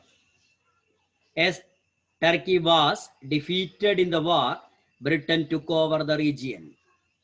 Since the Jews helped Britain in the war, then British Foreign Secretary Arthur Balfour declared establishment of Jewish nation in West Asia as a reward. It is known for Balfour Declaration. നോക്കട്ടാ, കഥയാണ് ഇവിടെ തുടങ്ങുന്നത്. ഒരു വലിയൊരു കഥയെ തുടങ്ങുന്നത്. നോക്കുക, വലിയൊരു കഥയുടെ ചെറിയൊരു ഭാഗം. ജൂതന്മാര് എന്ന് പറയുന്ന ഒരു വിഭാഗന്മാരുണ്ട്. നമ്മൾ കഴിഞ്ഞ ദിവസം പറഞ്ഞിട്ടുണ്ടായിരുന്നു, ജൂതന്മാര് ഒരു പ്രത്യേകത ഭയങ്കര ബുദ്ധിമാന്മാരാണ് അല്ലെ എന്നാണ് പറയുന്നത്. ജൂതനായിരുന്നു നമ്മുടെ ആൽബർട്ട് ഐൻസ്റ്റീൻ അല്ലെ, ആറ്റം ബോംബ് കണ്ടുപിടിച്ച ആള്. ആറ്റം ബോംബ് എന്നല്ല, ഇന്നിപ്പോ നമ്മള് ഈ കമ്പ്യൂട്ടറിലൂടെ ഇങ്ങനെ സംസാരിച്ച് നിങ്ങളുടെ മൊബൈൽ ഫോൺ നിങ്ങൾ ഉപയോഗിച്ച് ഇങ്ങനെ നമ്മളിങ്ങനെ കമ്മ്യൂണിക്കേഷനൊക്കെ നടത്തുന്നുണ്ടെങ്കിൽ അതിന് വേണ്ട എല്ലാ കാര്യങ്ങളും ഉണ്ടാക്കി തന്നുള്ളത് ജൂതന്മാരാണ്. അതാണ് ജൂതന്മാരുടെ പ്രത്യേകത. അവര് ഈ ടെക്നോളജിയുടെ കാര്യത്തിൽ അവരെ വല്ല ആരുമില്ല. അവര് വളഞ്ഞ് തിരിഞ്ഞ് ആലോചിച്ചിരുന്ന് കണ്ടുപിടിക്കുന്നവരാണ്. പക്ഷെ അവര് ഇത്രയൊക്കെ വലിയ സയന്റിസ്റ്റുകളാണെങ്കിലും ഗവേഷകന്മാരാണെങ്കിലും അവരുടെ ഏറ്റവും വലിയ പോരായ്മ എന്താണെന്ന് വെച്ചാല് അവര് വർഗീയമായിട്ട് എന്ന് വെച്ച് കഴിഞ്ഞാൽ അവർക്ക് അവരുടെ ജാതി, അവരുടെ മതം, അവരുടെ വിശ്വാസം, അവരുടെ ആചാരം ഇതൊക്കെ ഭയങ്കര പ്രാധാന്യമുള്ളൊരു സംഗതിയാണ്. മനസ്സിലായ? എന്തൊക്കെ വലിയ ശാസ്ത്രം പറഞ്ഞാലും അവരവരുടെ ആചാരങ്ങളിലും വിശ്വാസങ്ങളിലും വിശ്വസിക്കുന്ന ആൾക്കാരാണെന്ന് പറയുന്നത്.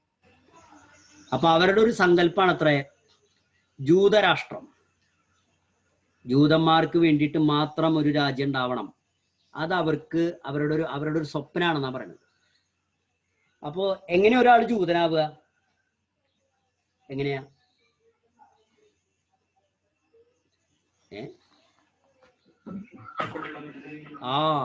ജൂതനാവണമെങ്കിൽ ആ കുടുംബത്തിൽ ജനിക്കണം. ഇപ്പൊ 2 ദിവസം കഴിഞ്ഞിട്ട് എന്നാൽ പിന്നെ ഞാനും ജൂതനാവാർന്നു എന്ന് പറഞ്ഞിട്ട് എനിക്ക് ജൂതനാവാൻ പറ്റുമെന്ന് ചോദിച്ചാൽ ജൂതനാവാൻ പറ്റില്ല. അതാണ് ഈ ജൂതന്റെ ഒരു തകരാറ്. അതൊരു വംശാണ്. നമ്മൾ ആ ജൂതന്റെ മോനായിട്ട് ജനിക്കണം, അല്ലെങ്കിൽ ജൂതന്റെ മോളായിട്ട് ജനിക്കണം. മനസ്സിലായി? അപ്പോഴാണ് നമ്മൾ ജൂതനാവുള്ളൂ. അപ്പൊ അങ്ങനെ ജൂതനായിട്ട് ജനിച്ച ആളുകൾക്ക് മാത്രമായിട്ടൊരു രാഷ്ട്രം, അതാണ് ജൂതരാഷ്ട്രം. ഇത് ജൂതന്മാര് കുറെ കാലമായിട്ട് ആഗ്രഹിക്കുന്ന ഒരു സംഗതിയാണെന്നാണ് പറയുന്നത്. നമുക്ക് വേറെ ജാതികളൊക്കെ ഉണ്ട്. ഇപ്പൊ നമ്മള് മുസ്ലിം അല്ലെങ്കിൽ ക്രിസ്ത്യൻ വിഭാഗത്തിലേക്കൊക്കെ മാറണമെങ്കിൽ എളുപ്പം നമുക്ക് മാറാൻ പറ്റും, അല്ലേ? പക്ഷെ ഇത് അങ്ങനെ പറ്റില്ല. ഇത് വംശീയത എന്ന് പറയുന്ന സാധനം. അത് മറ്റേനും കാട്ടി പെശകാട്ടത്. മനസ്സിലായ? മറ്റതിന് പിന്നെ ജീവൻ കിട്ടാൻ വേണ്ടിയിട്ട് വേണമെങ്കിൽ എന്ത് ചെയ്യാം? ജാതിയെ മാറാം. ഒരു നിവൃത്തിയില്ല. നമ്മളൊക്കെ ജീവിക്കാൻ ഒരു നിർവാഹവും ഇല്ല. നമ്മൾ മതം മാറാം. മാറിക്കഴിഞ്ഞാൽ നമുക്ക് ജീവൻ കിട്ടും. വിശ്വാസമൊന്നും ഇല്ലെങ്കിലും അവർ പറയണ പോലെയൊക്കെ ചെയ്താൽ മതി. അപ്പൊ നമുക്ക് ജീവിക്കാം. പക്ഷെ ഇതങ്ങനെയല്ല. ഇത് അവര് പറയണ, നിങ്ങള് എന്നുവെച്ചാൽ ജൂതന്മാരുടെ കാര്യമില്ലാട്ടോ ഞാൻ പറഞ്ഞത്, ഈ വംശീയതയില് വിശ്വസിക്കുന്ന ആൾക്കാരുടെ തകരാറാ. അവരെ സംബന്ധിച്ചിടത്തോളം അയാള് ഈ ലോകത്ത് ഇല്ല എന്നുള്ളതാണ് അവർ ചിന്തിക്കുക. ഓക്കെ. അപ്പോ ഇവിടെ ഇപ്പൊ ജൂതന്മാരെ അങ്ങനത്തെ കുഴപ്പക്കാരെന്നൊന്നും പറയുന്നില്ല, ഞാൻ പറഞ്ഞു എന്ന് മാത്രം ഇതിൽ കേട്ടാ. അപ്പൊ ദ ഫസ്റ്റ് വേൾഡ് വാർ, ഒന്നാം ലോക മഹായുദ്ധം കഴിയുന്ന സമയത്ത് ഈ പാലസ്തീൻ എന്ന് പറയുന്നത് തുർക്കികളുടെ ഭാഗമായിരുന്നു. തുർക്കി രാജവംശത്തിന്റെ ചക്രവർത്തി ഇവിടെ കയ്യിലായിരുന്നു എന്നാ പറയുന്നത് പാലസ്തീൻ എന്ന് പറയുന്നത്. ഇപ്പൊ തുർക്കി എന്ന് പറയുന്നത് നമുക്കറിയാം അറബ് രാജ്യമാണ്, അല്ലേ? 9ാം ക്ലാസ്സിൽ പഠിച്ചിട്ടില്ലേ നിങ്ങള്? അറബ് രാഷ്ട്രം. എന്നിട്ടൊരു സലീമ അങ്ങനെ ഒരാളായിരുന്നു അതിന്റെ ആള്, അല്ലേ? ആ എംപയർ ഉണ്ടാക്കിയ ആള്. അപ്പോ ഈ 1ാം ലോക മഹായുദ്ധത്തിൽ നമ്മൾ മനസ്സിലാക്കി തുർക്കി പരാജയപ്പെട്ടു. തുർക്കി പരാജയപ്പെട്ടപ്പോൾ സ്വാഭാവികമായിട്ട് ഈ രാജ്യം വിജയിച്ച ആൾക്കാരുടെ കയ്യിലായി. എന്ന് വെച്ച് കഴിഞ്ഞാൽ ബ്രിട്ടനാണ് വിജയിച്ച ടീമിനുണ്ടായിരുന്നത്, ഉണ്ടായ ഒരു രാജ്യം. അപ്പൊ ബ്രിട്ടന്റെ കയ്യിലായി ഈ പാലസ്തീൻ എന്ന് പറയുന്ന ഭാഗം. അപ്പോ ബ്രിട്ടൻ ജൂതന്മാരോട് പറഞ്ഞു. ജൂതന്മാരുടെ പ്രത്യേകത എന്ന് വെച്ചാല് ബ്രിട്ടനെ യുദ്ധത്തിൽ സഹായിച്ചത് ജൂതന്മാരായിരുന്നു എന്നാ പറഞ്ഞത്. ജൂതന്മാരുടെ സഹായത്തോട് കൂടിയിട്ടാണ് ബ്രിട്ടൻ എന്ത് ചെയ്തത്? വിജയിച്ചത്. 1ാം ലോക മഹായുദ്ധം. അപ്പോ ബ്രിട്ടൻ ജൂതന്മാർക്കൊരു ഉപകാരം ചെയ്യണം എന്നു പറഞ്ഞിട്ട് ബ്രിട്ടൻ ചെയ്യുന്ന ഉപകാരം എപ്പോഴും വലിയ പ്രശ്നമായിട്ടാണ് മാറിയിട്ടുള്ളത്. ബ്രിട്ടൻ നമ്മുടെ ഇന്ത്യക്ക് കുറെ ഉപകാരം ചെയ്തതിന്റെയാണ് ഇപ്പൊ നമ്മൾ അനുഭവിക്കുന്നത്. മനസ്സിലായില്ലേ? ഇന്ത്യക്ക് കുറെ ഉപകാരം ചെയ്തു. കോളനി ആക്കിയിട്ട് അവസാനം പോണ നേരത്ത് കുറച്ച് ഉപകാരങ്ങൾ നമുക്ക് ചെയ്തു. ആ പ്രശ്നം ഇപ്പോഴും തീർന്നിട്ടില്ല. അതേപോലെ പാലസ്തീൻ ഏറ്റെടുത്തിട്ട് ബ്രിട്ടൻ അവരെ സഹായിച്ച ജൂതന്മാർക്കൊരു ഉപകാരം ചെയ്തു. എന്താ ഉപകാരം? ബ്രിട്ടൻ ജൂതന്മാരോട് പറഞ്ഞു, എന്നാ ഈ പാലസ്തീൻ നിങ്ങളങ്ങോട്ട് എടുത്തോ, എന്നിട്ട് നിങ്ങൾ ഇവിടെ നിങ്ങളുടെ പാലസ്തീൻ രാഷ്ട്രം അത് നിങ്ങളങ്ങോട്ട് ഉണ്ടാക്കിപ്പോന്നു. സോറി, പാലസ്തീൻ അല്ല, ജൂതരാഷ്ട്രം, ജൂയിഷ് നേഷൻ. മനസ്സിലായ? അത് ആരാത് ഡിക്ലെയർ ചെയ്ത്? ബ്രിട്ടന് വേണ്ടിയിട്ട് ഡിക്ലെയർ ചെയ്തത് British foreign secretary Arthur Balfour എന്ന് പറയുന്ന ആൾ. അപ്പൊ അദ്ദേഹം ഇത് ഡിക്ലെയർ ചെയ്തു. അങ്ങനെ അതുകൊണ്ട് അദ്ദേഹം ഡിക്ലെയർ ചെയ്ത കാരണം കൊണ്ട് ഇതിനെ ബെൽഫോർ ഡിക്ലറേഷൻ എന്നാണ് പറയുന്നത്. അപ്പോൾ ഒരു കഥയുടെ ഒരു കാര്യം മനസ്സിലായി, ഒരു ഘട്ടം മനസ്സിലായി. അതായത് തുർക്കി രാജ്യത്തിന്റെ ഭാഗമായിരുന്ന പാലസ്തീനെ തുർക്കികളെ പരാജയപ്പെടുത്തിയ ബ്രിട്ടൻ പാലസ്തീനെ ആർക്ക് കൊടുത്തു? ജൂതന്മാർക്ക്. നിങ്ങളുടെ രാജ്യതാ പിടിച്ചോ എന്ന് പറഞ്ഞിട്ട്, നിങ്ങളിവിടെ ജൂതരാഷ്ട്രം ഉണ്ടാക്കിക്കോ എന്ന് പറഞ്ഞിട്ട് അവർക്കാ കൊടുത്തു. ബ്രിട്ടന് വേണ്ടി അത് ചെയ്തത് ആർതർ ബെൽഫോർ ആണ്. ഓക്കെ. അപ്പോ അങ്ങനെ അപ്പൊ നമ്മൾ വിചാരിക്കുക, ഈ പാലസ്തീൻ എന്ന് പറഞ്ഞു കഴിഞ്ഞാൽ ഒഴിഞ്ഞു കിടക്കുന്ന ഒരു സ്ഥലമാണെന്ന് വിചാരിക്കുക. അല്ലേ? ഇപ്പൊ നമ്മളൊരു വീട്, നമ്മുടെ നമ്മൾ സഹായിച്ച ഒരാൾക്ക് നമ്മൾ പറയണം, ദാ ഇവിടെ തൃശ്ശൂർ അങ്ങാടിയിൽ കിടക്കുന്ന എൻ്റെ കട നീയാണ്ട് എടുത്തോ എന്ന് പറയാം. അതുപോലെ അപ്പൊ ആ തൃശ്ശൂർ അങ്ങാടിയിൽ കിടക്കുന്ന കട നീയാണ്ട് എടുത്തോ എന്ന് പറഞ്ഞിട്ട് നമ്മൾ കൊടുക്കുമ്പോ അതൊരു കാലിയായിട്ട് കിടക്കുന്ന ഒരു കടയാണെങ്കിൽ കുഴപ്പമില്ല. അവിടെ വേറൊരാൾ കച്ചവടം ചെയ്യണ്ടെന്നോ, അതിന്റെ ഇടയിൽ നമ്മൾ പറയുക കേട്ടിട്ട് ഒരാളെങ്കിലും ചെന്നാൽ എന്താ സംഭവിക്കുക?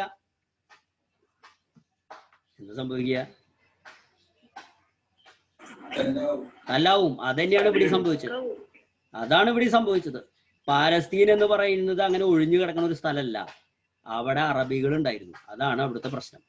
അറബികളുടെ രാഷ്ട്രം അല്ലെങ്കിൽ അറബികൾ ജീവിച്ചു വരുന്ന ഒരു സ്ഥലമായിരുന്നു അവിടെ. ആ അറബികള് ജീവിച്ചു കിടക്കുന്ന സ്ഥലത്ത് ജീവിച്ചുകൊണ്ടിരിക്കുന്നതിന്റെ ഇടയിലേക്ക് നമ്മുടെ ജൂതന്മാരെന്ന് പറഞ്ഞാൽ ഈ ഒന്നാം ലോക മഹായുദ്ധത്തിനോടനുബന്ധിച്ചിട്ടും അതിന്റെ മുന്നൊക്കെ ആയിട്ട് അവർ ചെതറിപ്പോയി. അവർക്ക് രാജ്യമൊന്നും ഉണ്ടായിരുന്നില്ല. അത്ര സ്വന്തമായിട്ട് രാജ്യമൊന്നും ഉണ്ടായില്ല. പല രാജ്യത്തായിട്ട് അവർ കിടന്നായിരുന്നു. ഇപ്പൊ നമ്മൾ ഐൻസ്റ്റീൻ തന്നെ നമ്മൾ പറഞ്ഞത് അമേരിക്കയിലായിരുന്നു എന്നല്ലേ? അങ്ങനെ പല രാജ്യത്തായിട്ട് അവർ കിടന്നത്. സോറി, ഐൻസ്റ്റീൻ രണ്ടാം ലോക മഹായുദ്ധത്തിന്റെ സമയത്താട്ടാ, അത് പറയാൻ വിട്ടുപോയി, അത് തെറ്റി പറഞ്ഞു. രണ്ടാം ലോക മഹായുദ്ധത്തിന്റെ സമയത്താണ് ഇവിടേക്ക് പോയത്, അമേരിക്കയിലേക്ക് പോയത്. അപ്പോൾ ജൂതന്മാർ ലോകത്തിന്റെ പല ഭാഗത്തായിരുന്നു. അങ്ങനെ ഈ പല ഭാഗത്തുള്ള ജൂതന്മാരൊക്കെ കൂടിയിട്ട് എവിടേക്ക് വന്നു? പാലസ്തീനിലേക്ക് വന്നു. മനസ്സിലായ? അങ്ങനെ ലോകത്തുള്ള ജൂതന്മാര്, അപ്പൊ ഈ ജൂതന്മാര് പല സ്ഥലത്ത് കിടക്കുകയാണെങ്കിലും ഈ ജൂതന്മാർക്കിടയിൽ ഒരു കമ്മ്യൂണിക്കേഷൻ ഉണ്ട്, ഒരു ആശയവിനിമയമുണ്ട്. ജൂതന്മാര് തമ്മിൽ പറയും, നമുക്കൊരു രാഷ്ട്രം ഉണ്ടാക്കണം കേട്ടാ, നമ്മളെല്ലാവരും ആ രാജ്യത്ത് താമസിക്കും ട്ടാ. ഇങ്ങനെ പറഞ്ഞിട്ടാണ് അവര് എന്ത് ചെയ്യുക? ഇങ്ങനെയാണ് അവർ കണ്ട പരസ്പരം പറയാം. അപ്പൊ ലോകത്ത് പല സ്ഥലത്താണെങ്കിലും ഇവരുടെ ആഗ്രഹം എന്ന് പറഞ്ഞാൽ ഇവരെല്ലാവരും കൂടി ഒരു സ്ഥലത്ത് വന്ന് താമസിക്കണം എന്നായിരുന്നു. മനസ്സിലായ? നമ്മുടെ കൊച്ചിയിലുണ്ട് ജൂതന്മാര്, ഇപ്പൊ ഇല്ലേ തോന്നുന്നുണ്ട് കേട്ടാ, ആദ്യം ഉണ്ടായിരുന്നു. അപ്പോ ഈ ജൂതന്മാരൊക്കെ പല രാജ്യങ്ങളിലാണെങ്കിലും അവരവരുടെ വിശ്വാസമായിട്ട് ഇങ്ങനെ പോവാണ്. എന്നിട്ട് അവരുടെ ആഗ്രഹം എന്താണെന്ന് വെച്ച് കഴിഞ്ഞാൽ അവരുടെ നാട്ടിലേക്ക് പോകണം എന്നുള്ളതാണ്. അതായത് ജൂതരാഷ്ട്രത്തിൽ കിടന്ന് മരിക്കണം. അതാണ്. അങ്ങനെ അവര് ഒരു പ്രസ്ഥാനം, അതായത് ജൂതരാഷ്ട്രം ഉണ്ടാക്കുക, ജൂതന്മാരെ മുഴുവൻ അങ്ങോട്ട് കൊണ്ടുവരിക, അങ്ങനെ ഒരു പ്രസ്ഥാനം അവരുണ്ടാക്കി. അതാണ് സിയോണിസം. കണ്ട, അടുത്ത വാചകം പറയുന്നത് സിയോണിസം. എന്താ ഇത് കഴിഞ്ഞാൽ അവസാനിപ്പിക്കാട്ടോ നമുക്ക്. അതാണ് സിയോണിസം. കണ്ടില്ലേ? Zionism is an international movement with an objective of establishment of homeland for Jews. ജൂതന്മാർക്ക് വേണ്ടി ഒരു സ്ഥലമുണ്ടാക്കുക, ആ പ്രസ്ഥാനമാണ്. അങ്ങനെ ആ രീതിയിൽ പ്രവർത്തിച്ച പ്രസ്ഥാനമാണ് സിയോണിസം. അതിൽ പ്രവർത്തിക്കുന്ന ആൾക്കാരെ സിയോണിസ്റ്റുകൾ എന്നാണ് വിളിക്കുക. അതായത് ജൂതന്മാരെല്ലാവരും എന്തിലുള്ള ആൾക്കാരാണ്? സിയോണിസ്റ്റുകളാണ്. മനസ്സിലായ? So we have already discussed the assault and cruelty of Hitler towards Jews. This intensified demand for a separate Jewish state. In 1948, the nation Israel was formed. അപ്പോ ഇവിടെ നമ്മൾ പറഞ്ഞു ജൂതന്മാരെ കൂട്ടക്കൊല ചെയ്ത ആളാണ് ആര്? ഹിറ്റ്ലർ. എന്താ ഹിറ്റ്ലർ ജൂതന്മാരെ കൂട്ടക്കൊല ചെയ്യാനുള്ള കാരണം? അതായത് ജൂതന്മാരെ മാത്രം പിടിച്ചോണ്ടിട്ടാ കൊന്നായിരുന്നു. എന്തായിരിക്കും അങ്ങനെ ഒരാൾ അങ്ങനെ അവരെ ജൂതന്മാരെ മാത്രം പിടിച്ചോണ്ടിട്ട് കൊല്ലാൻ കാരണം?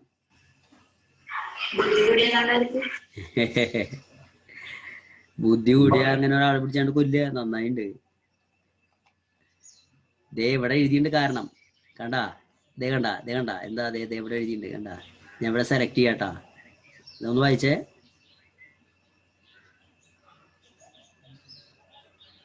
ഒരു കാരണാണത്. കാണാല്ലേ?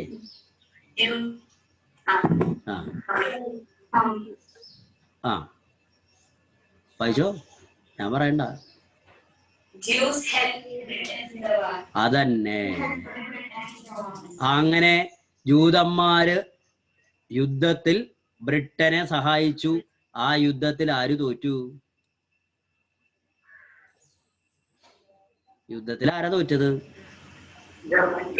ജർമ്മനി അല്ലേ? ഫസ്റ്റ് വേൾഡ് വാർ ആണത്. മനസ്സിലായ? ഫസ്റ്റ് വേൾഡ് വാറിൽ ബ്രിട്ടൻ ജയിച്ചു, ജർമ്മനി തോറ്റു. ബ്രിട്ടനെ ആര് സഹായിച്ചു? ജൂതന്മാര്. കാഞ്ഞ ബുദ്ധിയല്ലേ അവർക്ക്. ഈ കാഞ്ഞ ബുദ്ധി വെച്ച് അവര് സഹായിച്ചു. അങ്ങനെ ബ്രിട്ടൻ ജയിച്ചു, ജർമ്മനി തോറ്റു. അപ്പൊ ബ്രിട്ടനാണ് ജയിച്ചതെങ്കിലും ഹിറ്റ്ലർക്ക് ദേഷ്യം ആരോടെ വന്ന്? ജൂതന്മാരോട്. ആണ്ടാ, മനസ്സിലായില്ലേ? കഥ മനസ്സിലായില്ലേ? ഇപ്പൊ നിങ്ങളായിട്ട് നിങ്ങളുടെ ഒരു സുഹൃത്ത് അല്ലെങ്കിൽ നിങ്ങളുടെ ഒരു ശത്രു വന്നിട്ട് ഇടിച്ചു, മനസ്സിലായ? പക്ഷെ ശത്രു ഇടിക്കണ സമയത്ത് വേറൊരുത്തൻ ഇങ്ങനെ അവനെ വേണ്ട എല്ലാ ഐഡിയകളും പറഞ്ഞു കൊടുത്തു. അപ്പോ ആരോടായിരിക്കും ദേഷ്യം കൂടുക? ഇടിച്ചവനോടാണോ ഐഡിയ പറഞ്ഞു കൊടുത്തനോ? ഐഡിയ പറഞ്ഞു കൊടുത്താ അപ്പൊ നിങ്ങൾ ഹിറ്റ്ലറും തമ്മിൽ വ്യത്യാസമൊന്നുമില്ല. മനസ്സിലായില്ലേ? അതാണ് ഇവിടെ പറയണത്. We have already discussed the assault and cruelty of Hitler towards Jews. അതാണ് ഹിറ്റ്ലർ പ്രത്യേകിച്ച് ജൂസിനെ മാത്രം പിടിച്ചോണ്ട് പോയിട്ട് ജ്യൂസ് ആക്കിയായിരുന്നു. അപ്പൊ this intensified demand for separate Jewish state. In 1948 the nation Israel was formed. അപ്പോ ശ്രദ്ധിക്കട്ടെ, അതിലൊരു കാര്യം കൂടി പറയാണ്ട്. ഹിറ്റ്ലർ, അതാണ് ഇവരിവിടെ പറയണത്, ഹിറ്റ്ലർ ജൂതന്മാരെ പിടിച്ചോണ്ട് കൊല്ലാനുള്ള കാരണം പ്രത്യേകം ശ്രദ്ധിക്കുക. ഒരാൾ ജൂതനാവ് എങ്ങനെയാ? ജനിക്കണം. അപ്പൊ ആ ജൂതന്മാരായിട്ടുള്ള എല്ലാ ആൾക്കാരും മരിച്ചു വെച്ചോ, എല്ലാ ആൾക്കാരും മരിച്ചു, ഒരാൾ പോലും ഇല്ല. അപ്പൊ പിന്നെ ജൂതൻ ഉണ്ടാക്കാൻ പറ്റുമോ? അതാണ് അതിന്റെ ഹിറ്റ്ലർ അതാണ് കണ്ടത്. സംഭവം മനസ്സിലായില്ലേ? മനസ്സിലായ? ഇപ്പൊ ഒരാള് ക്രിസ്ത്യാനിയാണ്, ക്രിസ്ത്യാനിയായിട്ടുള്ള ആൾക്കാരെ മുഴുവനും നമ്മൾ കൊന്നൊടുക്കി. ഒറ്റ ക്രിസ്ത്യാനിയോടില്ല ലോകത്ത്. ക്രിസ്ത്യാനി വീണ്ടും വേണമെങ്കിൽ ഉണ്ടായിക്കൂടെ? എങ്ങനെയാ? ഒരാള് ക്രിസ്തു മതം സ്വീകരിച്ചാൽ അയാൾ എന്തായി? ക്രിസ്ത്യാനി. ശരിയല്ലേ? ക്രിസ്തു മതം ക്രിസ്തുവിൽ വിശ്വസിച്ചു, ഞാൻ ക്രിസ്തുവിൽ വിശ്വസിക്കുന്നു എന്ന് പറഞ്ഞിട്ട് ആ കാര്യങ്ങൾ ചെയ്യുന്ന ആള് പിന്നെ എന്താ? ക്രിസ്ത്യാനാണ്. അവിടെ വംശം വിഷയമല്ല. മനസ്സിലായില്ലേ? അതേസമയം ജൂതന്മാരങ്ങനെയല്ല. ജൂതന്റെ മോനാവണം ജൂതനാവണമെങ്കിൽ. അപ്പൊ ജൂതന്മാരൊക്കെ ചത്തു കഴിഞ്ഞാൽ പിന്നെ മക്കളുണ്ടാവില്ലല്ലോ. മനസ്സിലായ? ഒരു ഐഡിയ ആൾക്കാരുടെ ചിന്ത നോക്കണ്ടില്ലേ? ഹിറ്റ്ലർ അതാണ് ചെയ്തിരുന്നത്. ലോകത്തുള്ള സകല ജൂതന്മാരെയും കൊന്നു കഴിഞ്ഞാൽ പിന്നെ ഈ സാധനം ഇല്ല. കണ്ടാ? മനസ്സിലായ? ജൂഫ്രീ വേൾഡ് ആയി മാറും. അപ്പൊ അതാണ് ഹിറ്റ്ലറുടെ പർപ്പസ് ഉണ്ടായിരുന്നത്. അല്ലാണ്ട് ഇപ്പൊ 40,000 50,000 ലക്ഷക്കണക്കിന് ആൾക്കാരെയൊക്കെ കൂട്ടക്കൊല ചെയ്യേണ്ട കാര്യം എന്താ? അപ്പോ രണ്ട് ഉദ്ദേശങ്ങളാണ്.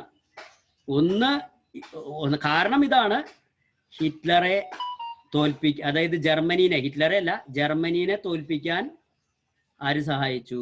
ജൂതന്മാര് ബ്രിട്ടനെ സഹായിച്ചു. പിന്നെ ജൂതന്മാരുടെ ഒരു രാഷ്ട്രം ഉണ്ടാക്കണമെന്ന് പറഞ്ഞ് നടക്കുന്നു. അപ്പൊ ആ രാഷ്ട്രം ഉണ്ടാവാതിരിക്കാൻ ജൂതന്മാരുണ്ടാവാതിരുന്നാ മതി. മനസ്സിലായില്ലേ?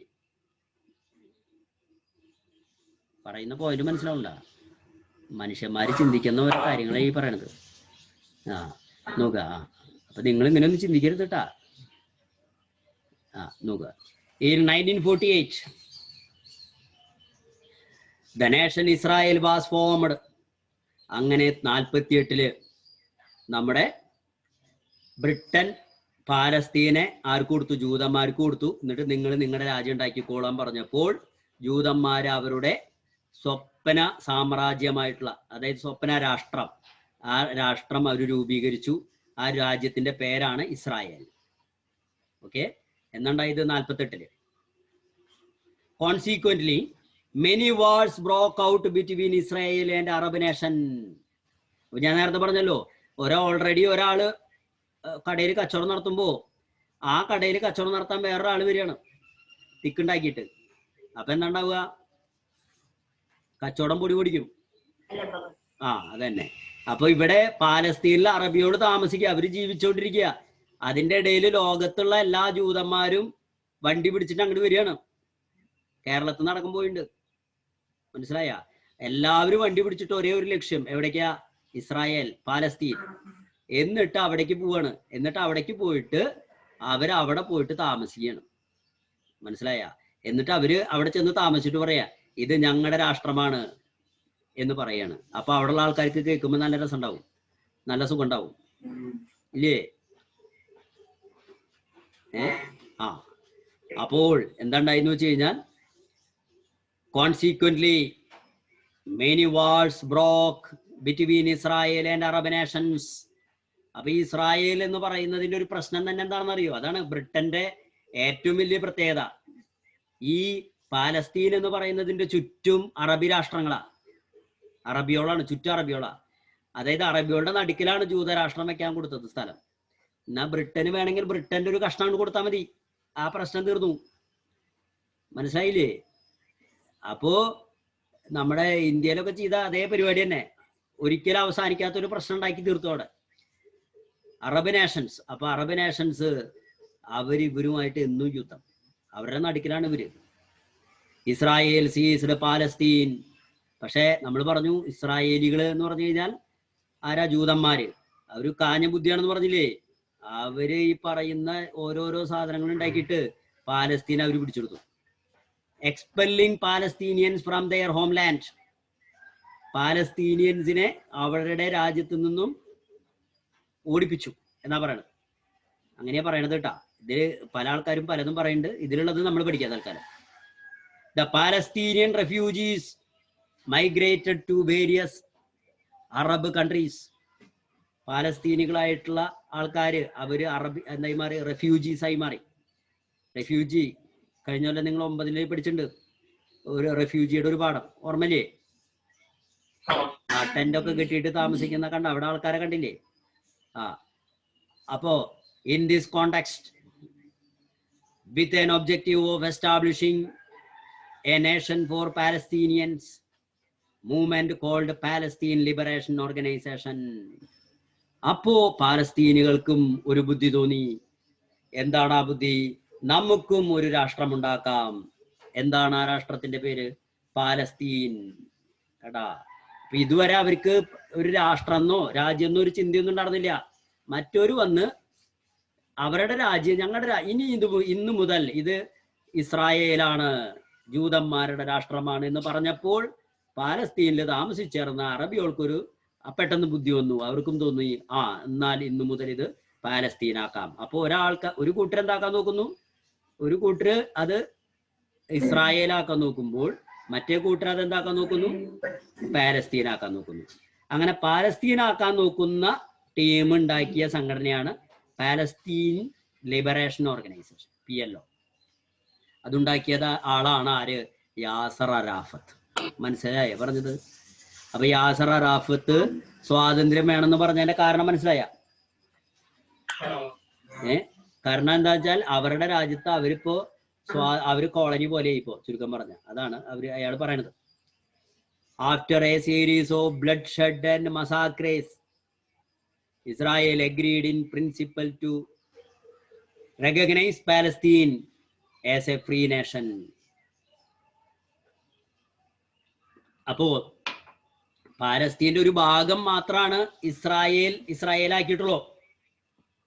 മറ്റേ ഭാഗം അവര് പറഞ്ഞു, എന്നാ പിന്നെ ഒരു കാര്യം ചെയ്യാ, ആ ഭാഗം അത് പാലസ്തീൻ എന്ന് പറയുന്ന രാജ്യം. അപ്പൊ 2 രാജ്യമായല്ലോ, മനസ്സിലായ? അങ്ങനെ 2 രാജ്യങ്ങളായിട്ട് നിൽക്കുകയാണ്. ഏത് രാജ്യങ്ങള്?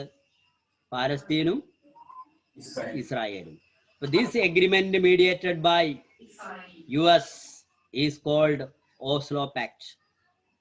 അപ്പൊ ഈ കരാറുണ്ടാക്കാൻ വന്ന ആളാരായിരുന്നു? US, അമേരിക്ക, ലോക പോലീസ്. അവരാണ് എവിടെ പ്രശ്നം ഉണ്ടായാലും വരുന്ന ആൾക്കാര്, സോൾവ് ചെയ്യാൻ വരുന്ന ആൾക്കാര്. എന്നിട്ട് അവരുണ്ടാക്കി അതിനെ പറയുന്ന പേരാണ് ഓസ്ലോ പാക്ട് 93. മനസ്സിലായ? പക്ഷേ എന്താ പ്രശ്നം? But the provision in pact are yet be implemented. എന്താണ് ഇതിൽ പറഞ്ഞിരിക്കുന്ന കണ്ടീഷൻസ് ഒന്നും ഇതുവരെ പൂർണ്ണമായും നടപ്പിലാക്കിയിട്ടില്ല.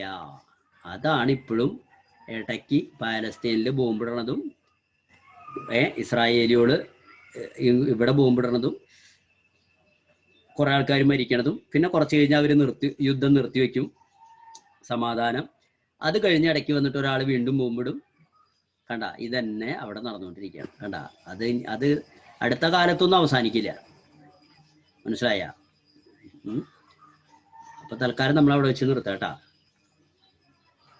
ഇതുവരെ നിങ്ങൾ അടുത്ത ക്ലാസ്സിലേക്ക് പഠിക്കാം. ഇന്നെടുത്ത ഭാഗം കണ്ടാ. ഓക്കെ. അപ്പൊ നാളെ നമുക്ക് ടൈം എപ്പോഴാ?